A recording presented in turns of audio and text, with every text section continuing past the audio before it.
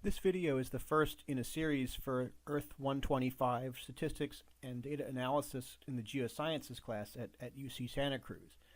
And first, we'll discuss one very important way of describing numeric data called the central tendency. This is just the middle or the center of a data set, often called the average, and it's very important when we later on will try to compare differences among groups. So any set of data that you have is going to contain many individual observations. So it's important to have some kind of value to summarize the characteristics of that data. And most statistical tests, like the ones we'll discuss throughout this class, are designed to compare differences in these summary values. The two most important ways of summarizing data are the central tendency, which is the typical or average value of data in a data set, and the focus of this video. And the other is the dispersion, which is the variability in values in a data set, and the focus of the next video in this series. So virtually all of the statistical methods that we'll cover later on are intended to compare data between two or more groups. For example, we might want to compare the size of sand in a river to the size of sand on a beach. Of course, we're not going to measure every single sand grain on the beach. So what we really do is to collect a smaller sample and use that to estimate and compare characteristics of the population. So the population is this sort of infinitely large universe of sand grains or whatever, and the sample is a small set that we've taken that we hope is representative. So we'll come back to this idea later on when we discuss statistical hypothesis testing. But first of all, how can we, given some measurements in a sample, quantify the central tendency of that data set? So the most important and most common measure of central tendency is the mean, technically the arithmetic mean, which is given by this symbol x bar. So x bar is the mean of our sample data. And so the mean is simply the sum of all observations in the sample, which is this Greek letter sigma means sum, and then we divide that by the number of observations, or the number of things that we measured in the sample, in this case, and typically given by n. So you might be familiar with this measure under its common name, or the average. This is what you often think of when you think of the average of something, but it's technically the mean, and as I said, specifically the arithmetic mean, because there's actually other types of means. And so remember that that we're using this smaller representative sample to estimate characteristics of this large population, which is sort of infinitely big and we can never actually assess. So this x bar is the sample mean, and we're using it as an estimate of the population mean, which is given the Greek letter mu. So the other commonly used measure of central tendency is the median. And as far as I know, there's no sort of standard symbol for this. The median is just the middle value in the series of numbers in the data set. So basically, if you take your numbers, the measurements that you made, and put them in order from smallest to largest, the median will be the middle one. So in this example here, the median is 6. There are two numbers smaller than it and two numbers larger than it, so it's the middle number. If you have an even number of measurements, there is no middle number. So in that case, the median is just the arithmetic mean, the mean which we discussed in the previous slide, of the two middle numbers. So in this case, there's an even number of measurements, so there's no middle number. So the mean is just the average, so the median is just the average or the mean of 6 and 8. So the median in this case is 7. And so again, as we go through, remember that this is the sample median, and we're using it as an estimate of the true population median.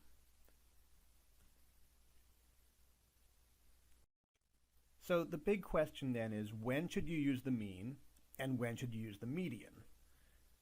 So let's consider a case where your data follow this symmetrical distribution. So this is a histogram, this graph here, and it basically just divides your measurements into bins or groups, and then plots the number of values found within each bin. So in this case, the mean and the median are basically the same thing. So in this case, you might as well use the mean as your description of central tendency. If you have a symmetrical distribution with a peak in the middle and both sides are around the same size, the mean is the best measure of central tendency. It's the most precise, it uses the most information. However, if your data are very skewed, and skewed means that the peak is on one side and there's like a long tail on the other, the mean and the median are not going to be at the same place. And in fact, the mean is going to be affected much more strongly by these rare outlying points in the long tail. So if the distribution is skewed, the median is the best distribution of central tendency. And so basically, you should use mean if your distribution is symmetrical, and you should use median if your distribution is very skewed. And in the middle is going to be some judgment call where you're going to have to decide. So in R, it's very easy to calculate a central tendency because there are built-in functions to do specifically this. So you'll need a group of numbers, which is called a numeric vector in R, as the input. And so I'm going to denote that here as x. I'll just use x as our string of numbers. And so the function to calculate the mean is, perhaps not surprisingly, called the mean. And so the output will be displayed to the screen, or it can be assigned to a variable. So you just do mean brackets x, and that will calculate the mean of that numeric vector x. So there's one note to be aware of. If there are any missing values in your data, so if your input has measurements, but maybe a couple of them don't have a measurement, so it's missing, R will treat those as NA, or not applicable, and the output of the function mean will also be NA. So in that case, you want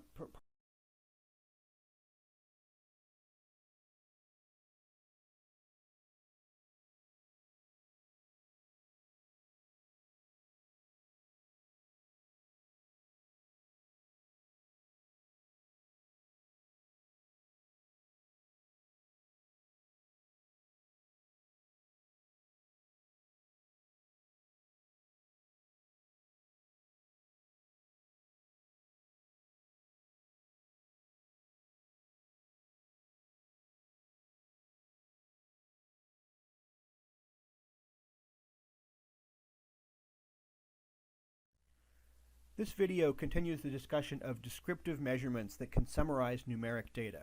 We previously talked about central tendency, and now we're going to talk about measures that can describe the dispersion, or the variability of measurements within a sample. So statistical samples contain many individual observations or measurements, and so therefore it's important to have some kind of value that can summarize the characteristics of that complex data. You learned in the previous video about measures of central tendency, the average, and this video introduces measures of dispersion, or variability in the values of data or sample. We'll move on to statistical hypothesis testing of those measures later on. So dispersion is just a technical term for variability, describing how spread out the data points are around the center of the data, with the center usually being measured by the mean. The simplest way to measure dispersion is just to calculate the distance from each point to the mean. So you just subtract the mean from every point. However, there's a problem with this. Because points smaller than the mean will have a negative difference, and points larger than the mean will have a positive difference, they're going to tend to cancel each other out. It's not a great measure of dispersion then. So what we do is, instead of just using the actual distance, we use the squared distance from every point to the mean. So you subtract the mean from every point and then square that number. And this will convert those negative distances into positive numbers. These are then summed up, or all added together, to give a measure called the sum of squares. Just the sum of the squared distances from each point to the mean. This is an extremely widespread and important way of measuring dispersion, around the mean at least, and it'll come back again. We'll see it later on. So as a short aside, you might be wondering why the values are squared. Why don't we just use the absolute value of the distances? It's partly convention, but the sum of squares does have some mathematical benefits. For example, it's mathematically easier to find a value that minimizes the sum of squares rather than finding the minimum of the absolute value. There's other things as well, but that's sort of one of the reasons. But the sum of squares on its own isn't used to quantify dispersion that often because its magnitude varies with sample size. You might imagine the sum of squares for 1,000 data points, you're adding up 1,000 numbers, is almost certainly going to be larger than the sum of squares for just 10 data points, you're adding together 10 distances. So dispersion is instead measured often as something called variance. So the sample variance is just given the symbol s squared. Variance is the sum of squares, that we saw on the previous slide, divided by n minus 1, where n is the sample size, the number of measurements in your sample, the number of observations, for example. So why n minus 1? Why can't we divide just by n? Why don't we just divide by the sample size? Well, this is related to something called the degrees of freedom, and that might be easiest to illustrate with an example. So let's consider this small sample here of 5 observations. You know the first values are 4, 6, 6, and 4, and so what could the fifth value be? Well, it could be anything.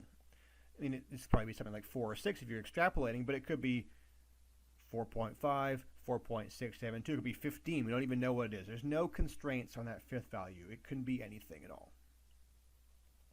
But now imagine the same data set, 4, 6, 6, and 4, but now we know that the mean of the sample, x bar, is 5. So if the first 4 values are 4, 6, 6, and 4, the fifth value must be 5. If the mean is 5, the fifth value can only be 5.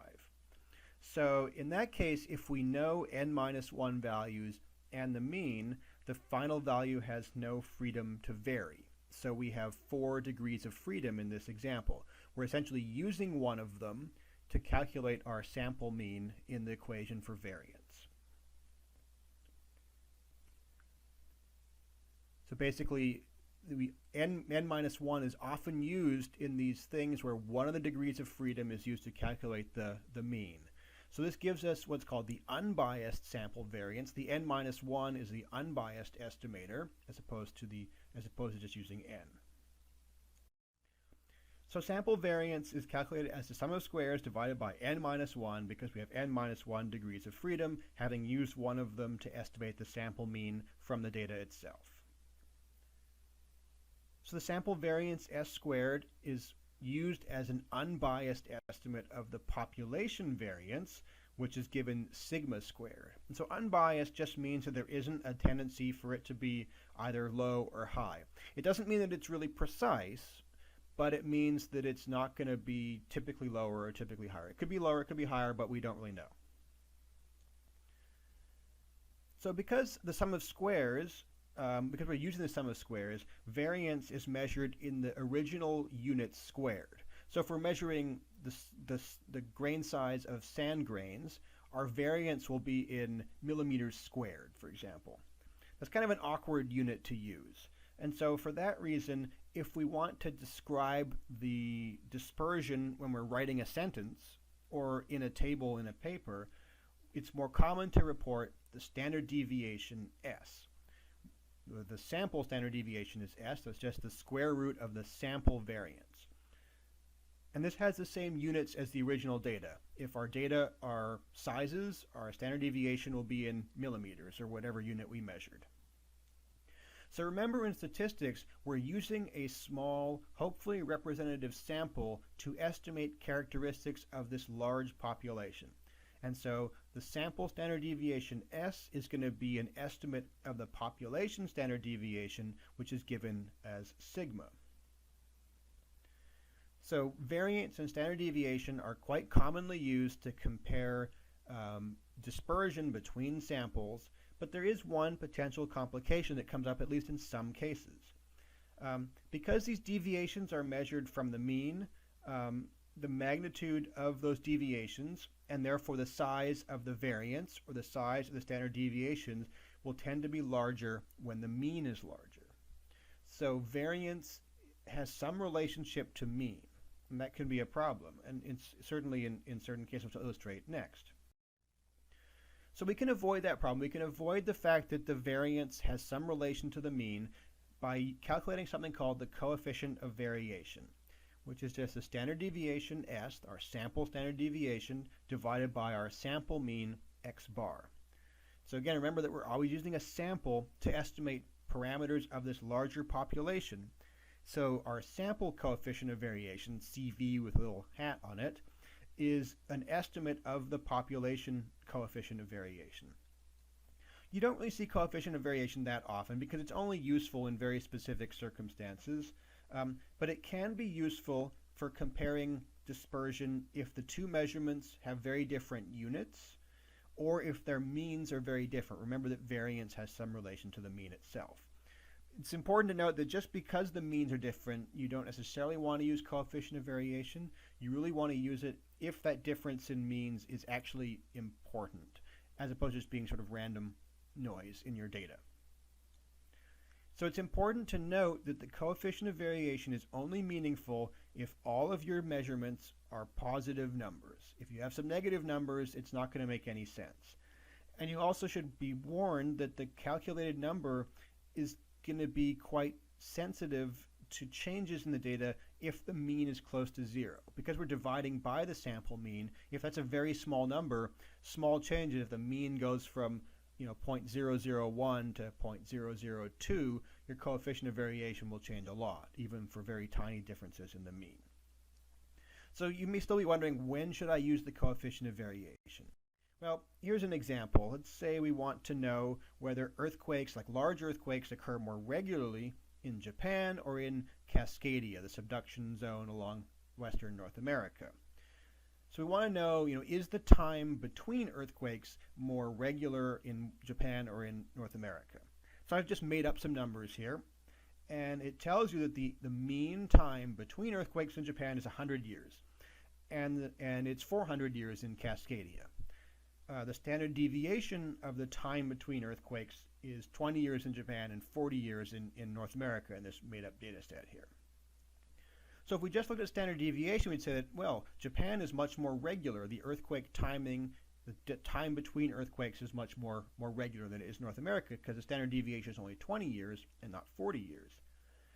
But if we calculate the coefficient of variation, standard deviation divided by mean, we find that Japan is 0.2, 20 divided by 100, and Cascadia is 0.1. So we'd actually make the opposite conclusion, that the earthquake timing is actually more variable in Japan than time between earthquakes. So this is an example where the mean differs, and we might want to use coefficient of variation, although you've got to be a little careful sometimes.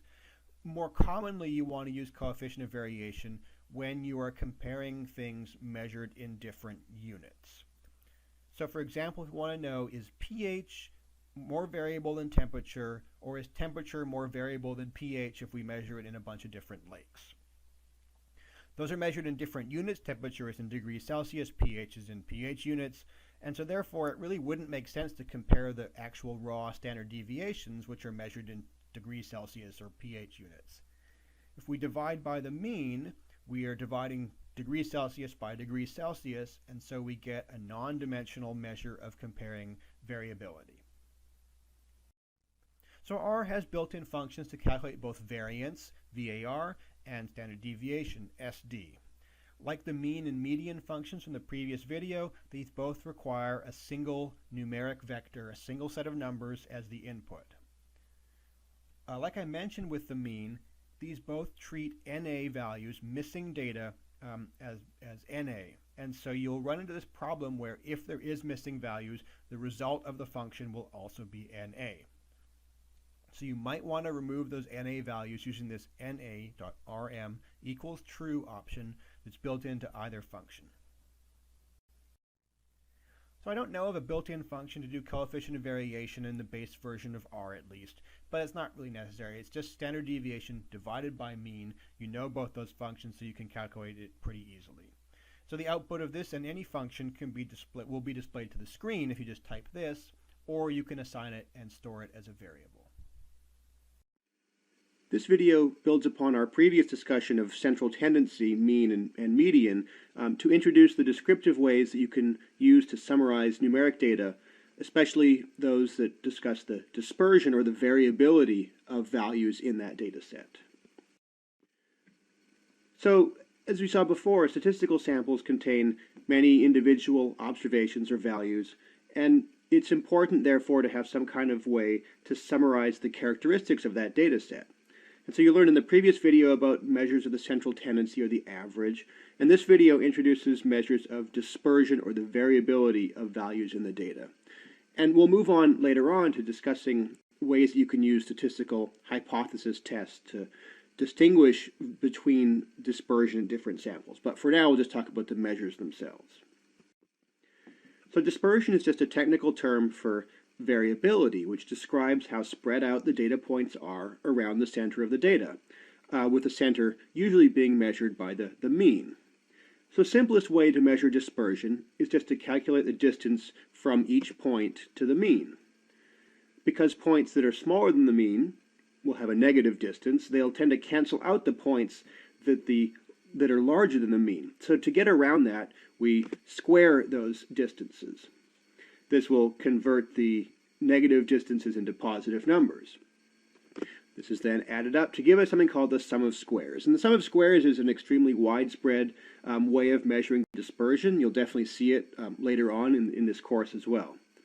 So just as an aside, you might be wondering why the values are squared. Why don't we just take the absolute value, which would also help get rid of those negative numbers? Well, it's partly just convention, but also the sum of squares and the squaring of the values does have some benefits. It's mathematically easier to find the value that minimizes that, for example. But anyhow, the sum of squares isn't used on its own to quantify dispersion because its value will vary with the sample size. So the sum of squares for 1,000 data points will obviously be larger than the sum of squares for just one. And as I said, we'll see this later on. It comes back again and again in different statistical tests.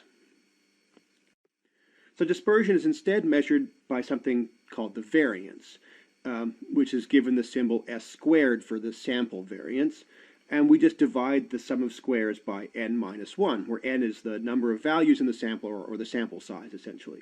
So why n minus 1? Why not divide just by the sample size n?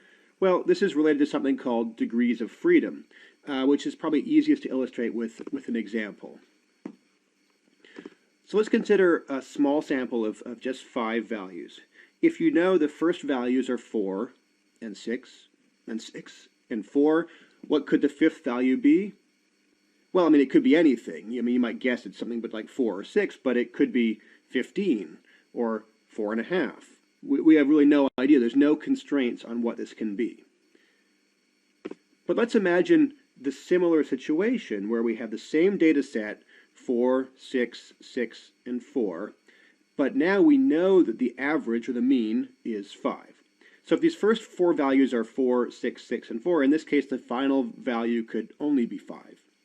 Because given that the mean is 5, the average of those things has to be 5. So in this case, if we know n minus 1, if we know the first 4, and we know the mean, this final value has no freedom to vary. It has no degrees of freedom. It must be one thing. It must be 5.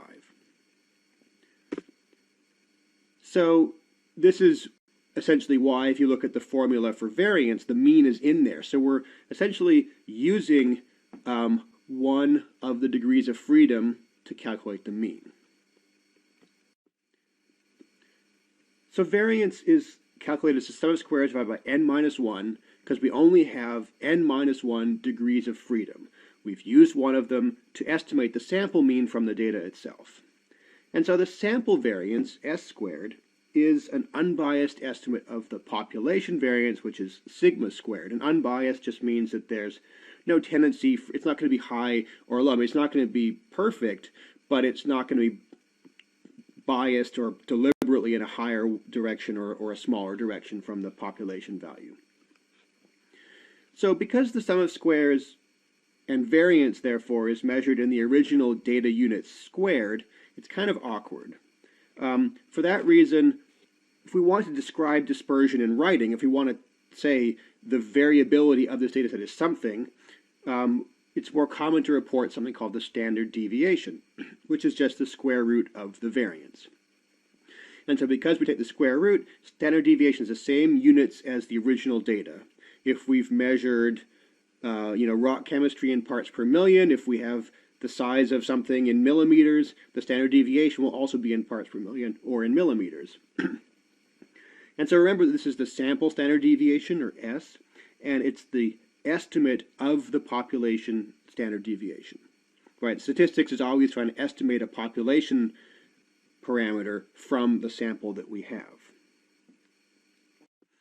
So you may have noticed that the formula for variance, and also therefore for standard deviation, uses the mean as one of its inputs. And you've also learned that the mean isn't a great measure of the central tendency when the data are strongly skewed. So as a result, variance and standard deviation aren't great measures of dispersion in cases where the data is strongly skewed. So instead, there's something else that you can use called the interquartile range. So any data set can be divided into 4 quartiles. The lower 25%, the second 25%, the third 25%, and the upper 25%. And so the interquartile range is just the range spanned by the middle 50% of those data points, which is the dark green shading in this histogram here. So it extends from the lower quartile, 25% of data points are smaller than that, to the upper quartile where 25% are larger. So in this example, the lower quartile is between 0 and 17.7 or so. Upper quartile is about 59 to 400-ish. So the interquartile range is about 58.7 minus 17.7, or 41 parts per million in this case. So sometimes you see interquartile range given as the actual range, like 17.68 to 58.69. Sometimes you see it just as a single number, which is the difference between those two. You sometimes see those interchangeably, but in R, and it'll give you, and if you want to report one value for dispersion, you want to report just a single number there. So one other thing, so even if the data does have a symmetrical distribution and variance is okay, there's still one additional complication with variance or standard deviations. And so because the deviations in our sum of squares is measured from the mean, the magnitude of those sum of squares, and therefore the variance of the deviation will tend to be larger when the mean itself is larger.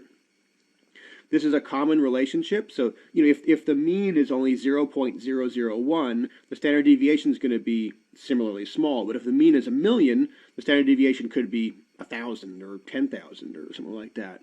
So if you want to compare variability in things where they're on very different scales, you use something else.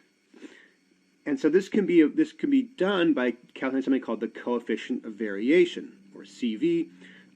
Which is just a standard deviation S divided by the mean, or this X bar. And these are the sample parameters. Remember, we're always using the sample parameters to estimate the population parameters. So this sample coefficient of variation is just the estimate of the population one. Coefficient of variation isn't as widely used as standard deviation, but as I said, it can be very useful for comparing dispersion or variability if the two measurements are in different units, or if the means are very different, and if that difference is important. So this is where you would use coefficient of variation. If the data types are different, let's say we want to compare, like, is pH more variable than carbon isotope composition? Well, they have different units and different scales, and so it doesn't make sense that they shouldn't have comparable standard deviations. It's also important to note that the coefficient of variation is only meaningful if all the data values are positive. So you can't use it if you have negative numbers. And also be warned that the calculated number is going to be very sensitive to change if the mean is close to 0. We're divided by very tiny numbers, and so the coefficient of variation can fluctuate a lot for very small changes in the mean if the mean is 0.001 or something like that. So here's an illustrated example of when you might want to use coefficient of variation. So say you want to know whether large earthquakes occur more regularly in Japan or in Cascadia in North America. So this is just made up numbers here, but it says that the mean time between earthquakes in Japan is 100 years, and it's 400 years in Cascadia. And the standard deviation of the time between earthquakes is 20 years in Japan and 40 years in Cascadia. So you had a long time series of earthquakes, and you measured the time between them, kind of the standard deviation of those times between earthquakes. So it looks like the Japan subduction zone is more regular, less variable, has a lower standard deviation, but also notice that the means are quite different. And so if that difference is important, which in this made-up data it is, we would then calculate the coefficient of variation instead. So standard deviation divided by mean. Japan is 0.20 divided by 100, or 0.2. Cascadia is 40 divided by 400, or 0.1. So the conclusion is actually the opposite. Earthquake timing in Japan in this made-up data at least seems more variable than in Cascadia. So another example for using coefficient of variability could be if you want to compare the variability of pH levels and temperature in a bunch of different lakes. pH and temperature are measured in different units, and so it wouldn't make sense to compare standard deviations because those also have those same units. pH units versus degrees Celsius. And so the coefficient of variation is basically a non-dimensional method of comparing variability. So when you practice with the exercises, you'll get the chance to decide whether standard deviation or interquartile range is the appropriate or the most appropriate measure. You also get a chance to practice identifying situations where the coefficient of variation is a reasonable thing to use. And so these measures of dispersion are generally very important things to report when you give summaries of important data or important conclusions in written reports, when you're describing data, for your own research or for projects that you're working on. One major type of statistical inference is designed to compare two or more samples by proposing and testing something called a null hypothesis. This video will introduce some of the concepts necessary for choosing and setting up a statistical test, and the next video will describe how you interpret the results of a test, in particular one result called the p-value. So let's use a deliberately vague example for this purpose. We'll cover specific statistical tests over the next few weeks. So this vague example used to illustrate the process, we'll just ask the question, is there a difference in grain size, let's say mean or median, doesn't really matter now, between sand from a river and sand from a beach? This is an example I've used in previous videos. So when choosing an appropriate statistical test, the first thing you got to determine is the type of data that you're working with. So there's two main types. Often you'll have what's called continuous data, where the variables can take any value. The range might be bounded, but the measurements can be any real number within that range. For example, temperature or density or calcium concentration are all examples of continuous data. Density is bounded, it can never be below 0, but it can take any positive value, 2 or 2.3 or 2.4172 or whatever. So there are tests that are designed to compare continuous variables between two or more groups, as well as tests designed to examine the relationship between two or more, continuous variables. So we'll talk about the specific tests in upcoming weeks, but for now it is important just to understand what continuous data is. So the other main type of data is called count data. So these are counts of items in categories, like the number of quartz grains in an area of rock, the number of species that survived in extinction, and so forth. Because they're counts, they must be positive values and they must be integers or whole numbers. You can't have a fraction of a species or half a quartz grain. So this data often comes in the form of a contingency table, which lists the counts of items in the categories. And we will come back to this type of data in a couple weeks. So once you've determined the type of data, and especially if you're dealing with continuous data, you often need to know the number of samples and the number of variables in order to choose the appropriate test. So most commonly you'll have a single variable, one parameter, one thing that you've measured that you're comparing between your samples. And so this is called univariate. There are tests designed specifically to compare two samples. So for example, comparing pH, which is one variable, between two lakes, two samples, two groups. Or calcium concentration, also one variable between two samples of granite. Or shell length, a single variable between two different species of clams. If there are more than two samples, if you have more than two groups that you've made measurements from, then you'll need to choose a different test. To be discussed later, in actuality, all these tests are particular cases of a more general method, but we're not going to get into that. So for example, you might have pH measured in 5 different lakes. pH is one variable, so it's univariate, but you have 5 samples, 5 different lakes. You might have calcium in 4 granites, shell length in 10 species. So basically the difference is whether you have just 2 samples or more than 2 samples. So less commonly, you might want to compare more than one measured parameter at the same time. Doesn't matter how many there are as long as there's more than one. And this is called multivariate data. So it means multiple variables, multiple things you've measured. Like before, there are different tests if you want to compare just two samples or more than two samples.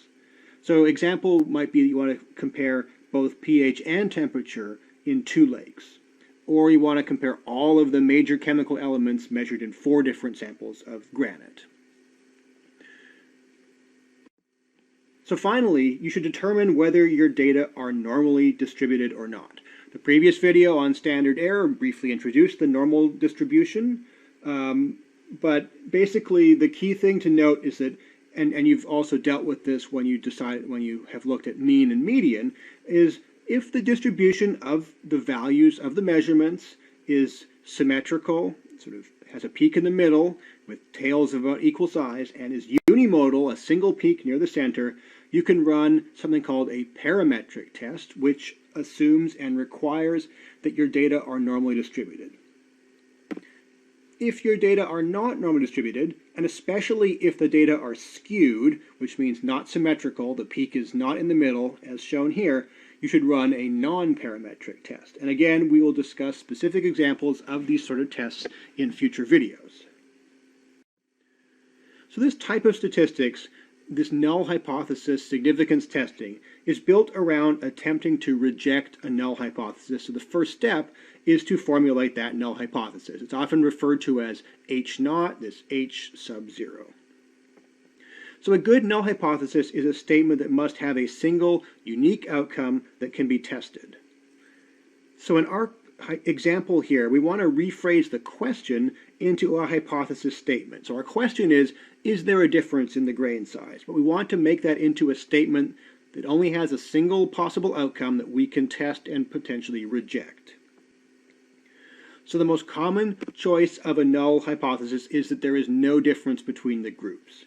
So for example, we can say grain size is equal in river and beach sand. That's a good null hypothesis because it has a unique outcome, that there's no difference, the difference is 0, and it can be tested. In theory, you could choose any unique outcome. You could say river sand grain size is exactly twice as large as beach sand grain size, but this no difference null hypothesis is traditional. A null hypothesis, for example, that river sand is bigger than beach sand, even if that's what you think is true, isn't a good null hypothesis because there are infinite number of ways in which river sand could be bigger. It could be twice as big, 3 times as big, 0.5 times as big. So it's not easy to test and reject. You want a null hypothesis that has only one outcome, and traditionally that outcome is that there is no difference. You can also explicitly state an alternative hypothesis.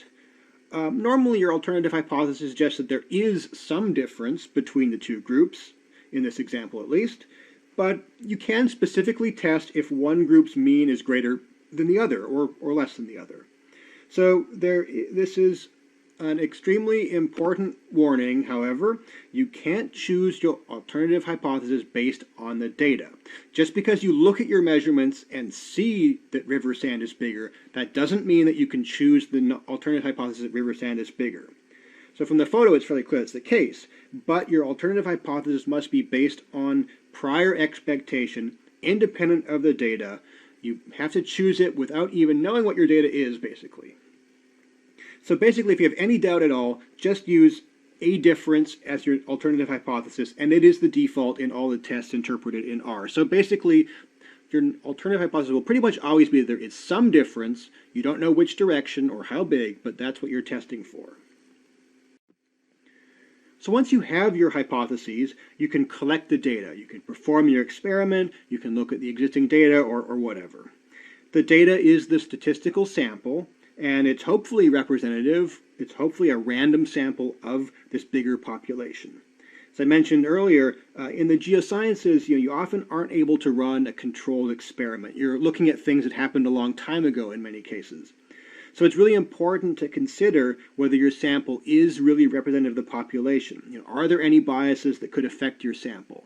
This will be very unique to whatever sort of data you're working with, and if you're collecting the data, then you will hopefully have a good idea of whether what you've collected is biased in some way or not. But that's the key thing, and we're not really going to deal with that. It'll be implicit in all of the future things we'll talk about in this class, that the sample is a good representation of the population. So now we've set up our test. The next video will cover what you do when you get your results. You can put it into R and get the data back and get the statistical test results back. But then the question is, what do they mean? How do you interpret the results of a statistical test? And so that's what we're going to talk about in the next video. The previous video discussed the procedure for choosing a statistical test, given the data that you have and the number of samples, the number of variables. It also discussed how to frame a null hypothesis to be tested. So now we'll cover the interpretation of the results, in particular something called the p-value. So the p-value is, I would say, a highly non-intuitive thing, and it's widely misused, so I'm going to do my best to be precise in this video as I describe things. We'll pick up from the point where you've chosen your null hypothesis and you've collected the data to test that hypothesis. So imagine the case where we want to know if there's a difference in grain size between two samples of sand, for example, the example I've used in the previous videos as well. Well, we collect two samples of sand grains and measure them, and then calculate to the average size, the mean size, and compare the two. So remember that we're using the sample to estimate the population. Even if your samples are unbiased, meaning they're not deliberately higher or lower than the population, you'd still expect two samples to differ from each other to some degree just because they're randomly drawn from the population. So the main point of statistical hypothesis testing is to determine how likely your observations are if the null hypothesis is true. So basically, how likely are your observations if in fact your two samples were independently drawn at random from the same population. Technically, we're going to find the probability of observing an outcome at least as extreme as your result if the null hypothesis is true. So we don't care about your specific result, we care about something at least as extreme or unusual as your result. So one of the outputs from a statistical test is called the p-value. And the p-value is what I mentioned on the previous slide. Now we're just defining it. It's basically the probability of obtaining a result at least as extreme as the observed result if the null hypothesis is true. So the p-value is an important part of the decision process in this type of statistical hypothesis testing. For example, if the two samples did in fact come from the same population, that's our null hypothesis. So if our null hypothesis is true, the two samples did actually come from the same population. So given that, what is the probability of observing a difference in means at least as big as the one we did observe? So note that the p-value is not the probability that the null hypothesis is true. So that's an extremely important point. It's the probability of observing your result if the null hypothesis is true. So it's basically the probability of observing data. It's not the probability of the hypothesis being true. However, even though the p-value is not the probability that the null hypothesis is true, it does tell you something indirectly, qualitatively, about how likely that null hypothesis might be. If the probability of observing the data is extremely small, then it suggests that the null hypothesis is perhaps not that likely to be true. But remember, the p-value is not the probability that the null hypothesis is true. It's also not the probability that the result occurred by chance. So the p-value is just a probability. On its own, it doesn't allow you to make any decisions. You need to pair the p-value with some predetermined significance level called alpha. So alpha is the threshold, and if the p-value is lower than or equal to that threshold, we can conclude that the null hypothesis is unlikely enough that we can reject it.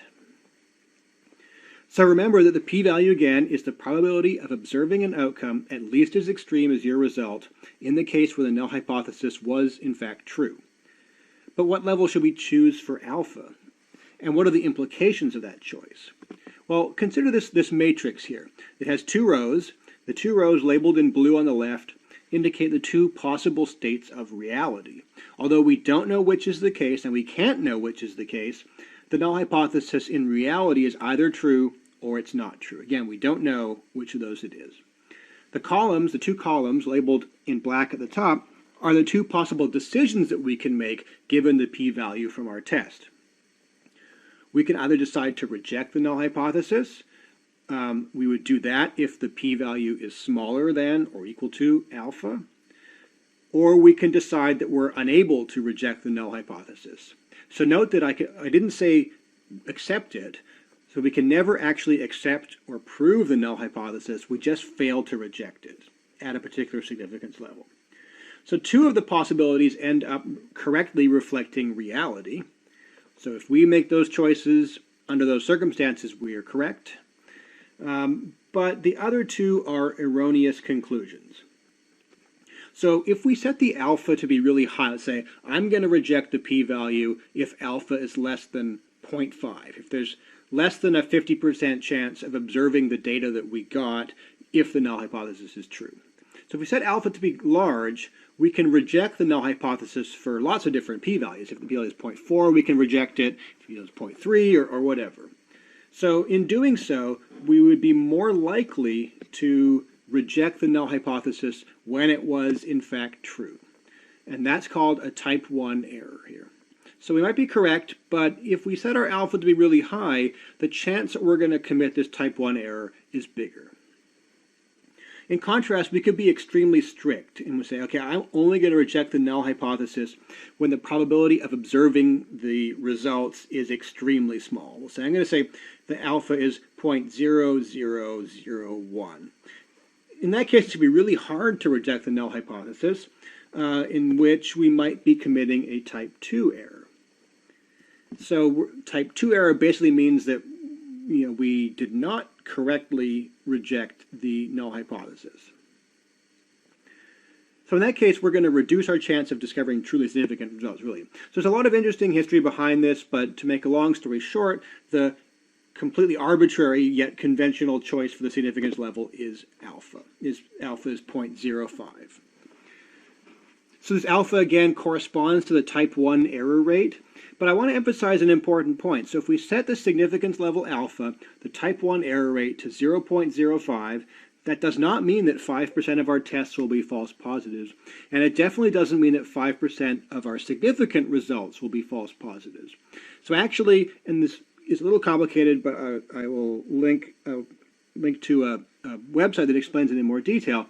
The proportion of significant findings that you say are significant because p is less than alpha, the proportion of those that are actually false discoveries is a function not only of the significance level alpha, but also of the power that your test has to find results, and of the probability that the effect you're looking for is even real in the first place. So keeping that all in mind, the final step is to compare your results, particularly the p-value, to your chosen significance level alpha, which is 0.05 by tradition. So this means that you would reject the null hypothesis if the probability of observing results at least as extreme as your own findings is 0.05 or 5% or less. So if you reject the null hypothesis, we will say that the difference between samples, or whatever you're testing for, is statistically significant. Note that we can never prove or accept the null hypothesis. If we fail to reject the null hypothesis, it's not correct to say that the samples are the same. You should only say that there's no significant difference. So your comparison is either significantly different or not significantly different. You can never say that they're the same. Two final important notes. First, this process that we've outlined in this video and before for statistical hypothesis testing is valid for testing a single hypothesis that you proposed before you looked at your data. So you should never try multiple paths to get to a result. You should never try different permutations of data. You should never try excluding and including things. You should never run multiple tests unless you're reporting that you're doing that. So more on that in future videos. Basically, if you run multiple tests, if you sort of dredge through your data trying to find things, there's the overall chance that you're going to find something that is a type 1 error, that you're going to find one of these false positives or false discoveries is increased potentially a lot. And finally, it's important to note that statistical significance just tells you the probability that the effect exists, the probability of observing an effect at least as large as you did if the null hypothesis is true. It says nothing about the importance of the effect itself. So you need to look at the size of the actual effect, the size of the difference between samples, or the strength of the relationship or whatever, and use your own judgment to determine whether that would be important in the real world. Statistical significance is a function both of the size of the effect, but also the sample size that you're working with. So tiny differences between groups can end up being statistically significant if you have a large sample size, even though they might not be meaningful in a real-world sense. This video introduces the t-test. First, we'll discuss it conceptually and then briefly cover its implementation in R. So the goal of a t-test is to compare the mean between two samples. So remember that statistical methods test a null hypothesis, which must be a unique, testable statement, only one possible outcome. So when comparing means, the null hypothesis is typically that the two samples come from populations with the same mean, or that the population mean 1, mu1 equals the population mean 2. So these are the requirements for performing a t-test, or the assumptions of the test. Your data must be measured with a continuous variable divided into predetermined categories, or groups. You must have univariate data, which means comparing only a single variable between the samples. The t-test compares only two samples, and it's designed to compare central tendency, the mean specifically. And finally, the t-test is a parametric test, so the data must be normally distributed. So if you follow the flow chart, you can see how you go from continuous data, one variable, two samples, central tendency with normal distribution. So conceptually, what are some of the factors that would make you think that two samples come from different populations rather than being two random draws from the same population? Well, if you had these two distributions illustrated here, intuitively you'd probably think that they came from different populations, given that they don't really overlap very much. However, in this example, you'd probably guess that the two distributions came from the same population, given that they overlap quite a lot. These two curves have the same standard deviation as in the example to the left, but the difference is that the sample means is much, much smaller.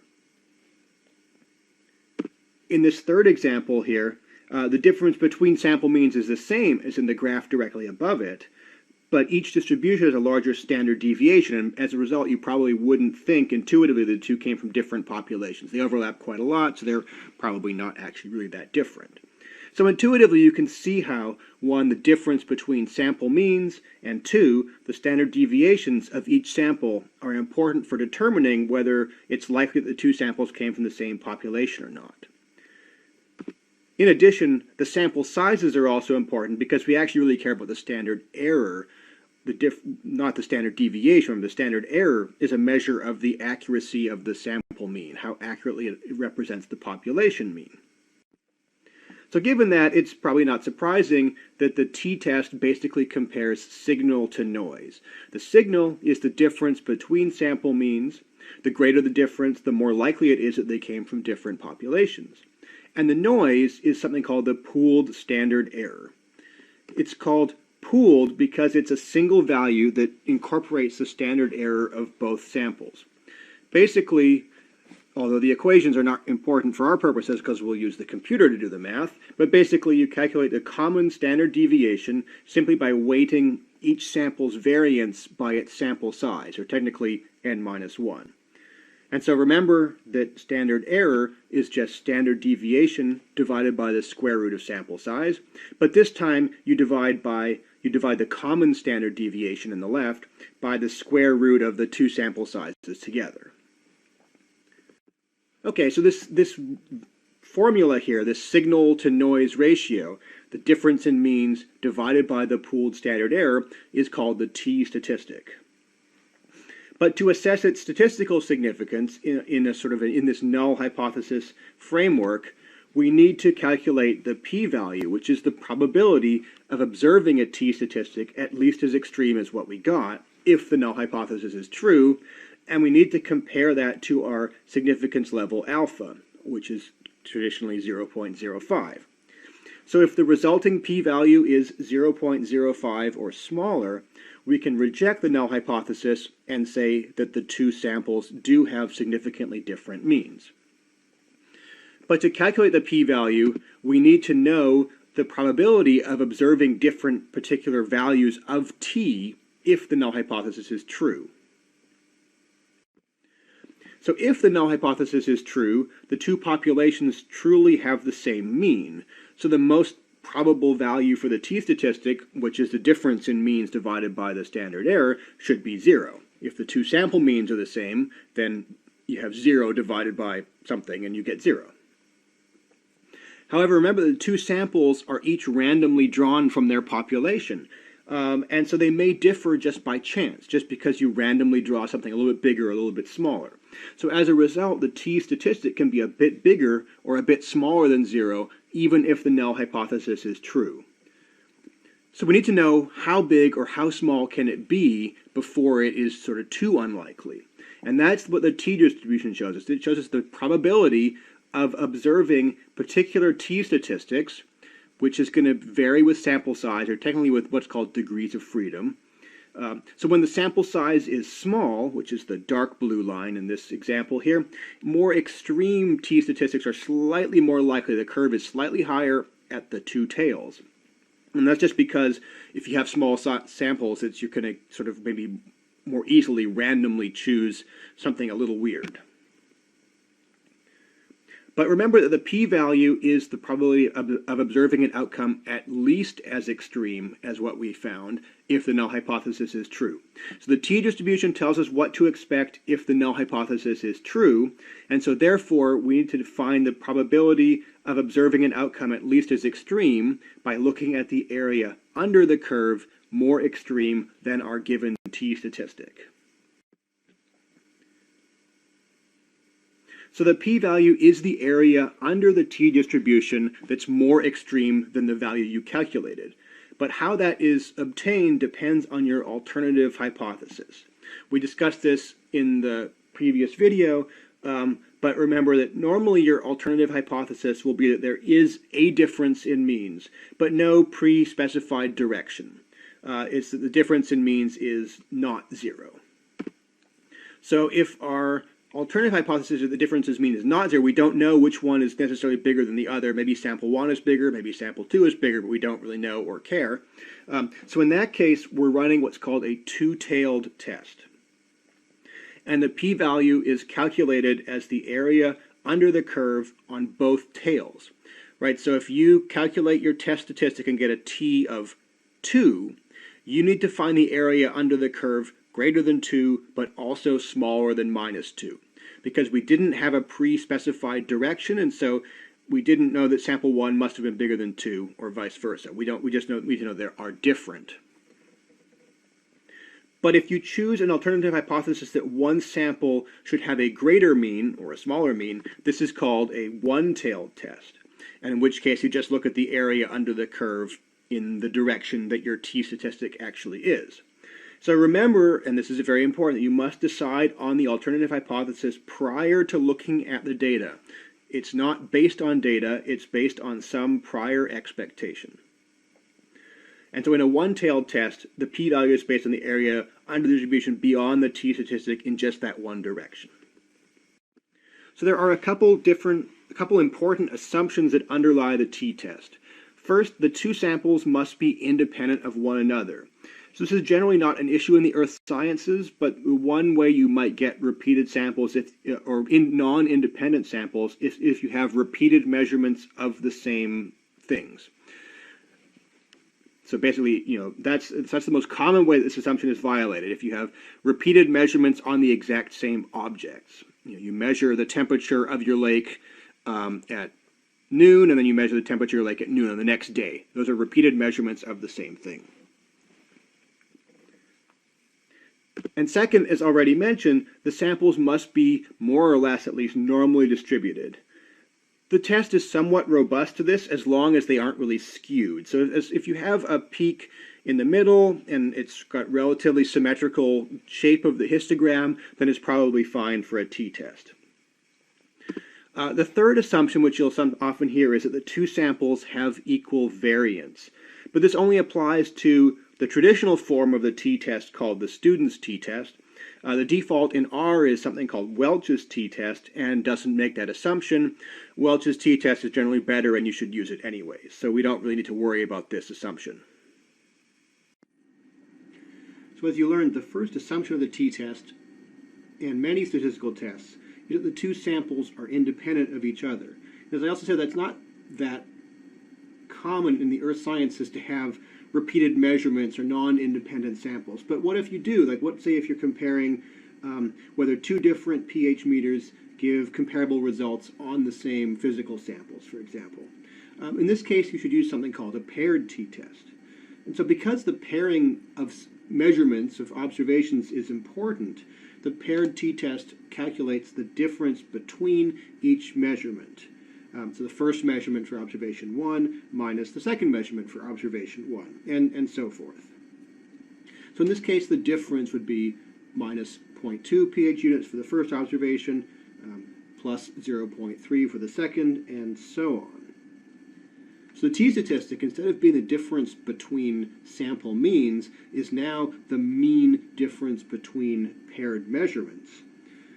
And then, just like before, it's divided by the standard error. In this case, the standard error is also calculated from those differences and not from the raw data. And we can just divide by the square root of n. There's no need to worry about the pooled standard error because the number of observations is the same in each of our two measurement categories. So after this point, the calculation of the p-value from this t-statistic works in the same way that it did with the standard test. So here's how you should report the results of a t-test when you're writing a results section, for example. You should give the means of both samples. You should give the type of t-test. Welch's t-test normally, one versus two-tailed. Is it a paired t-test? You should give the value of the t-statistic. You should give the degrees of freedom. And you should give the p-value. So for example, you could phrase your results something like this, where river incision rates were greater in sandstone. Give the mean, then in granite river channels, give the mean of that. Say it's a Welch's t-test with this t-statistic and these degrees of freedom and this p-value. And note that if the p-value is really tiny, you can just write and say that it's less than 0.0001 or something like that. You don't have to say p equals 2.3 times 10 to the minus 10, because really once it gets that tiny, it doesn't matter. It's just highly significant. In the previous video, you learned about the t-test, which is used to test for differences in the mean between two samples. But what if you have more than two samples? Like, say, testing for differences in mean sand size on 3 different beaches, or 4 or 5 or 10 or however many. That's where ANOVA, or analysis of variance, comes into use. But first, why do we even need a different test? Why not just do a bunch of different t-tests? Well, I'll first of all know that the t-test and ANOVA aren't really that different at all. They're each just specific cases of a more generic method. But anyhow, there are a couple reasons why ANOVA is preferred to multiple t-tests. So first, trying to run t-tests between all pairs of samples will add up fairly quickly. The number of tests you need will grow very quickly. Although this isn't such a big deal with some programming these days.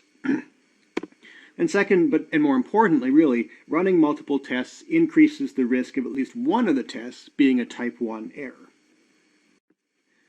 These problems aren't insurmountable, but largely for reasons of convention, you should perform ANOVA when you have 3 or more samples. Despite the word variance in its name, ANOVA is designed to test for differences in mean, with the null hypothesis that all samples come from populations with equal means. So ANOVA requires continuous data in predetermined groups. One variable, so it's a univariate test, and it's designed for comparisons among more than 2 samples. If you run it on 2 samples, you'll just get the same result as you would get with a t-test.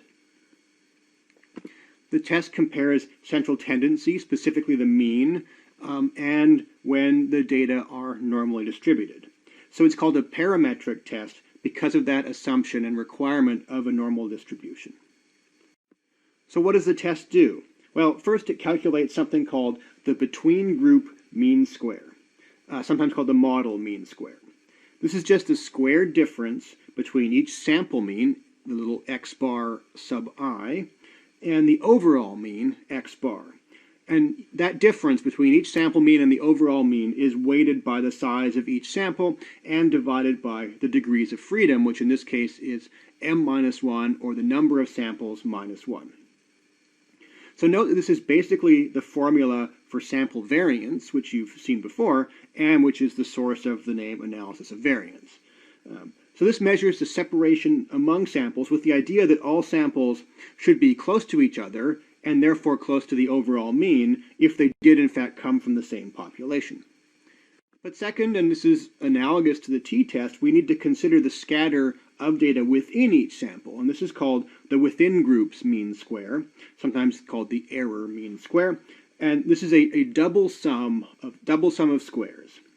In each sample, you calculate the squared distance from each data point to its sample mean.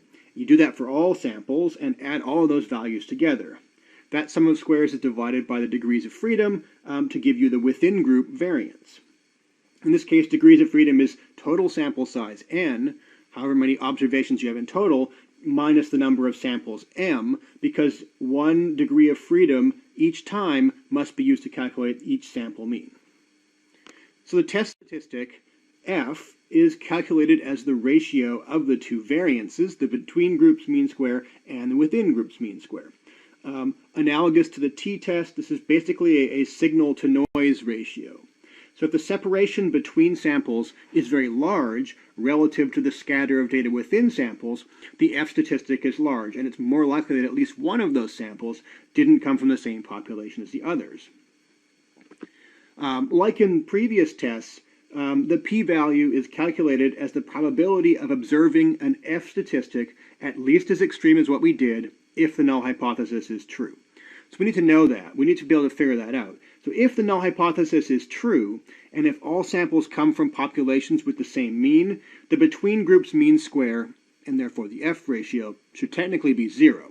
Of course, because our samples are small, and because they're randomly drawn from the populations, they're going to differ somewhat a little bit just by chance.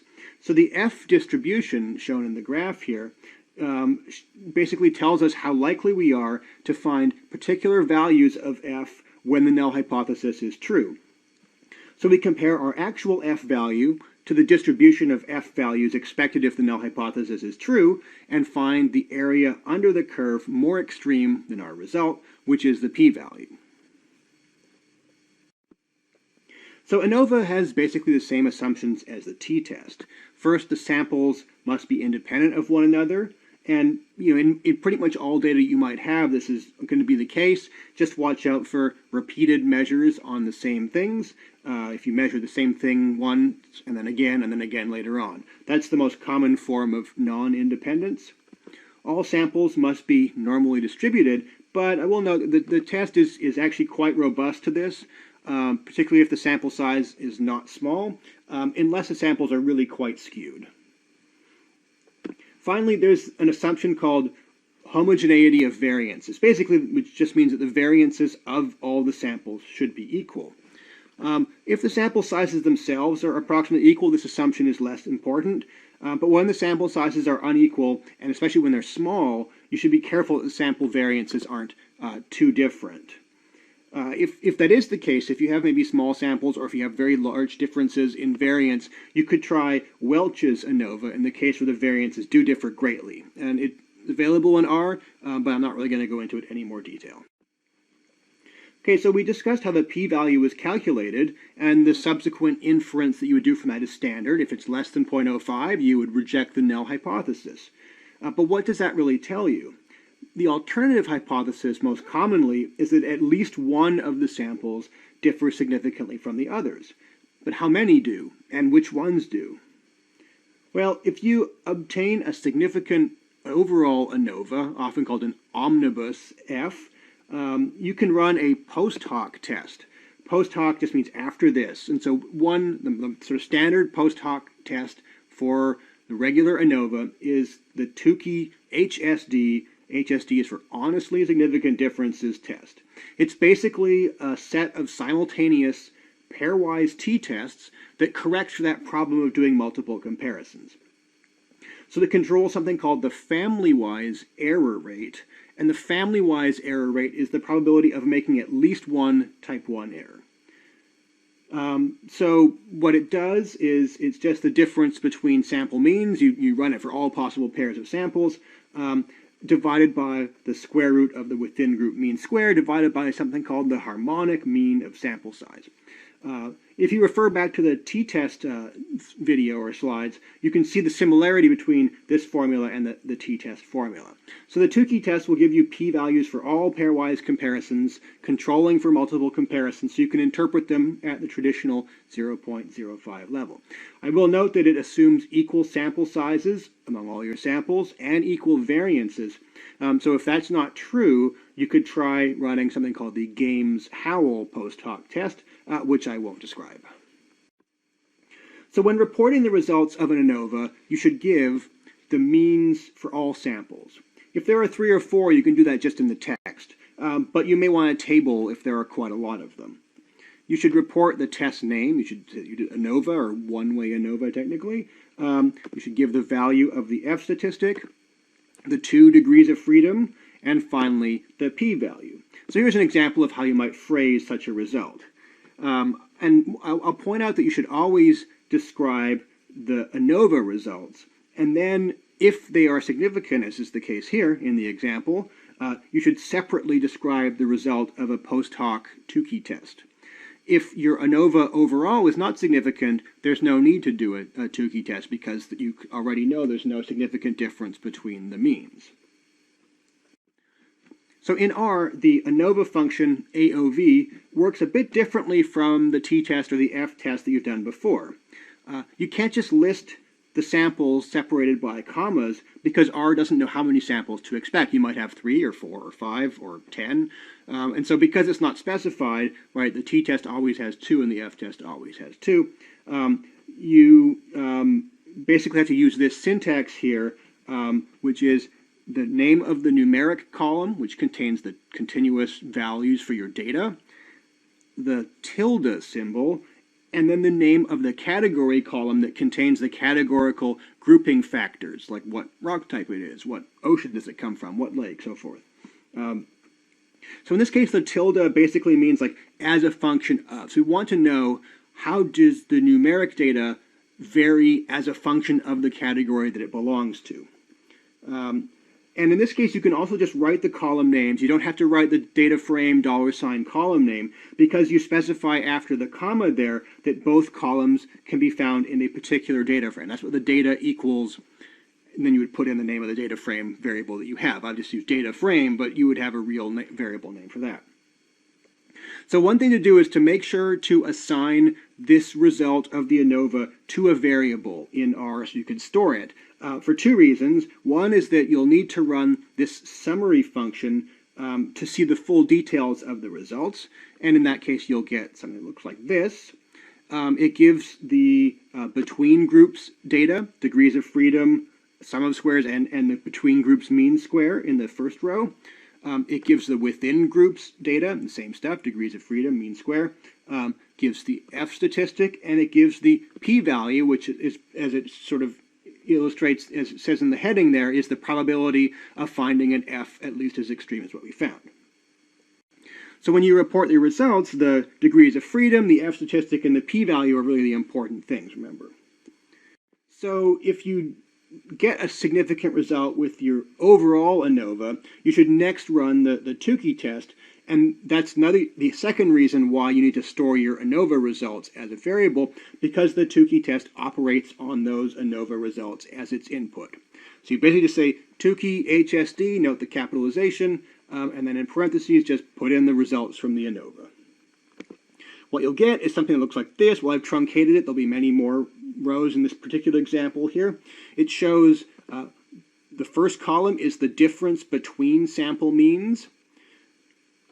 The next 2 columns are the 95% confidence interval on that difference between sample means, between each pair listed there. And finally, you get the adjusted p-value for the null hypothesis that the 2 samples come from populations with the same mean. You'll notice the ones here that say 0, or 0 e to the 0 power, that just means that the p-value is really tiny, and so in that case, remember, just you can report less than 0.001. Previous videos in this series have discussed parametric statistical tests, like the t-test or ANOVA, which require that the data be normally distributed. So you can use graphical methods like a histogram, as you've done before, to assess that assumption. But what if your question that you have specifically involves testing whether data follow a normal distribution or not? Well, the Shapiro-Wilk test is designed for that purpose. First, a quick description of something called QQ, or quantile-quantile plots. They're actually related to the Shapiro-Wilk test, as you'll see in a second. So these plots have the actual data on the y-axis, the sample quantiles, with the values ordered from smallest to largest. The x-axis shows the expected, or the theoretical, normal quantiles. So a quantile is just a fraction of points smaller than a given value. So the x-axis is what you would expect for a normal distribution with the same mean and standard deviation as the data. So if the data are normally distributed, the points here should follow along this straight line, especially in the middle of the distribution. The tails where the data is kind of sparse is a little less important. So it turns out that the slope of this line is actually the standard deviation of the normal distribution. So straight lines mean that it's close to a normal distribution. If the line is curvy, the line of points, it does not fall along that straight line, then it's not a normal distribution.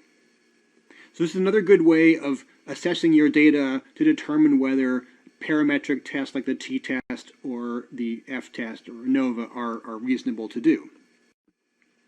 But the Shapiro-Wilk test is a formal test of the null hypothesis that one sample is drawn from a normally distributed population.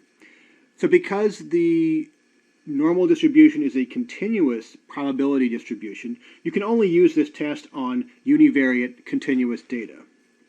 So the test calculates a statistic called W.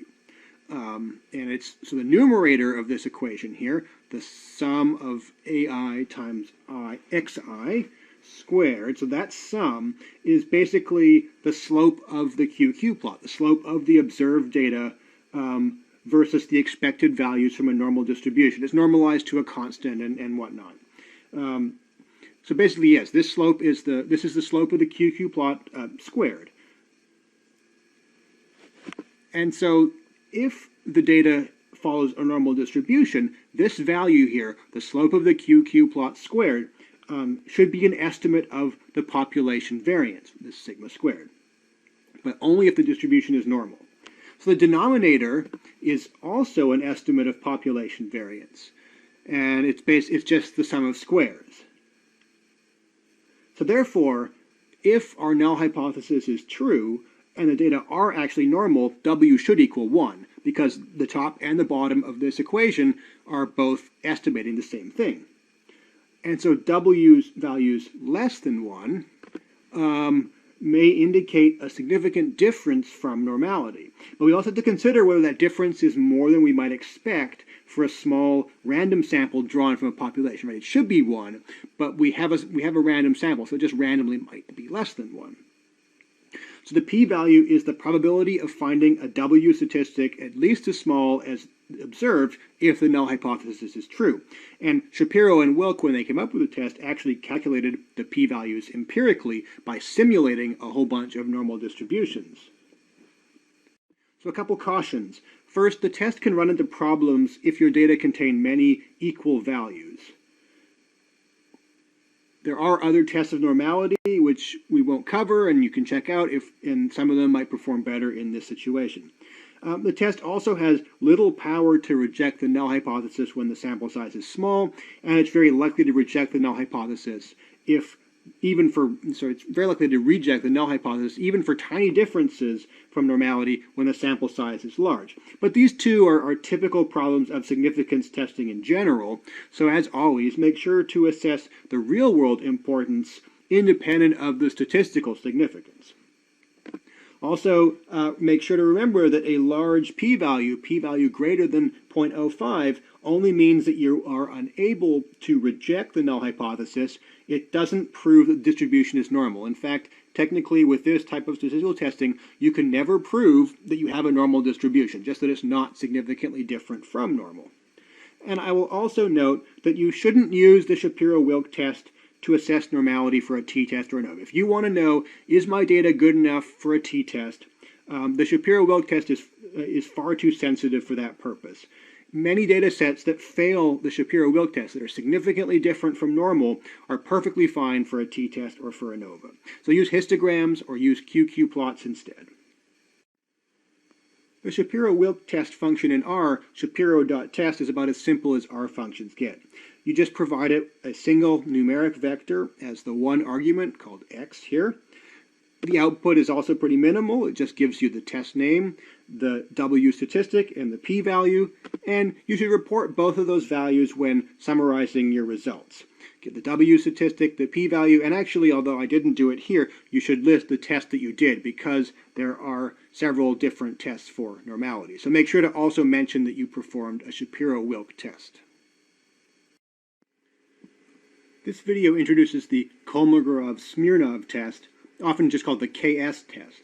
It's the first of the non-parametric tests that we'll cover in this course. So non-parametric tests don't require that the data follow a normal distribution. The previous tests, like the t-test, ANOVA, the f-test, are all parametric tests because they have that assumption of normality. So before discussing the KS test, we need to cover something called a cumulative distribution function, or a CDF. Basically, a CDF, shown on the right here, indicates the probability of a variable being less than or equal to a specified value. So in the CDF shown on the right, the horizontal dashed line indicates a probability of 50%, or 0.5. If we read down from where the function meets that line, it shows that 50% of the values in the data set are less than 0. So the corresponding probability density function, shown on the left, corroborates that, in which there is less than, or which half the area is indeed less than 0. So the cumulative distribution function is just essentially an integral of the PDF evaluated from negative infinity to whatever value x. So back to the KS test. Its purpose is generally to test for differences in the shape between two sample distributions. It can also be used to compare one sample to a known statistical distribution, but we're not going to really focus on that as much as the two-sample test. So the test compares the overall shape of the distribution. It doesn't specifically test for differences in central tendency or dispersion, although those are part of what affects the overall shape of the distribution. So the test, in R at least, requires univariate continuous data, and the null hypothesis for the two-sample test is that the two samples were drawn from populations with the same distribution. They should have the same cumulative distribution function. So the test statistic, given the term D, is quite simple. It's really simple, actually. It's just the maximum absolute difference between the two cumulative distribution functions. So at whatever point those two functions are furthest apart, that distance in the probability is the statistic D. So if the null hypothesis is true, and they do in fact come from a population with the same distribution, D should technically be 0. Of course, in reality, the two samples are randomly taken from their population, so even if the population is the same, they should differ somewhat. So we need to know the p-value, the probability of observing a D statistic at least as large as what we found, if the null hypothesis is true. So Kolmogorov, when he came up with the test, calculated that expected distribution of D if the null hypothesis is true. I won't go into the details of how he did it or what it is. But basically, the p-value is obtained by finding the area under the expected distribution for values at least as extreme as the observed D statistic. So the R function for a two-sample KS test is called ks.test, and it requires two numeric vectors separated by a comma as the input.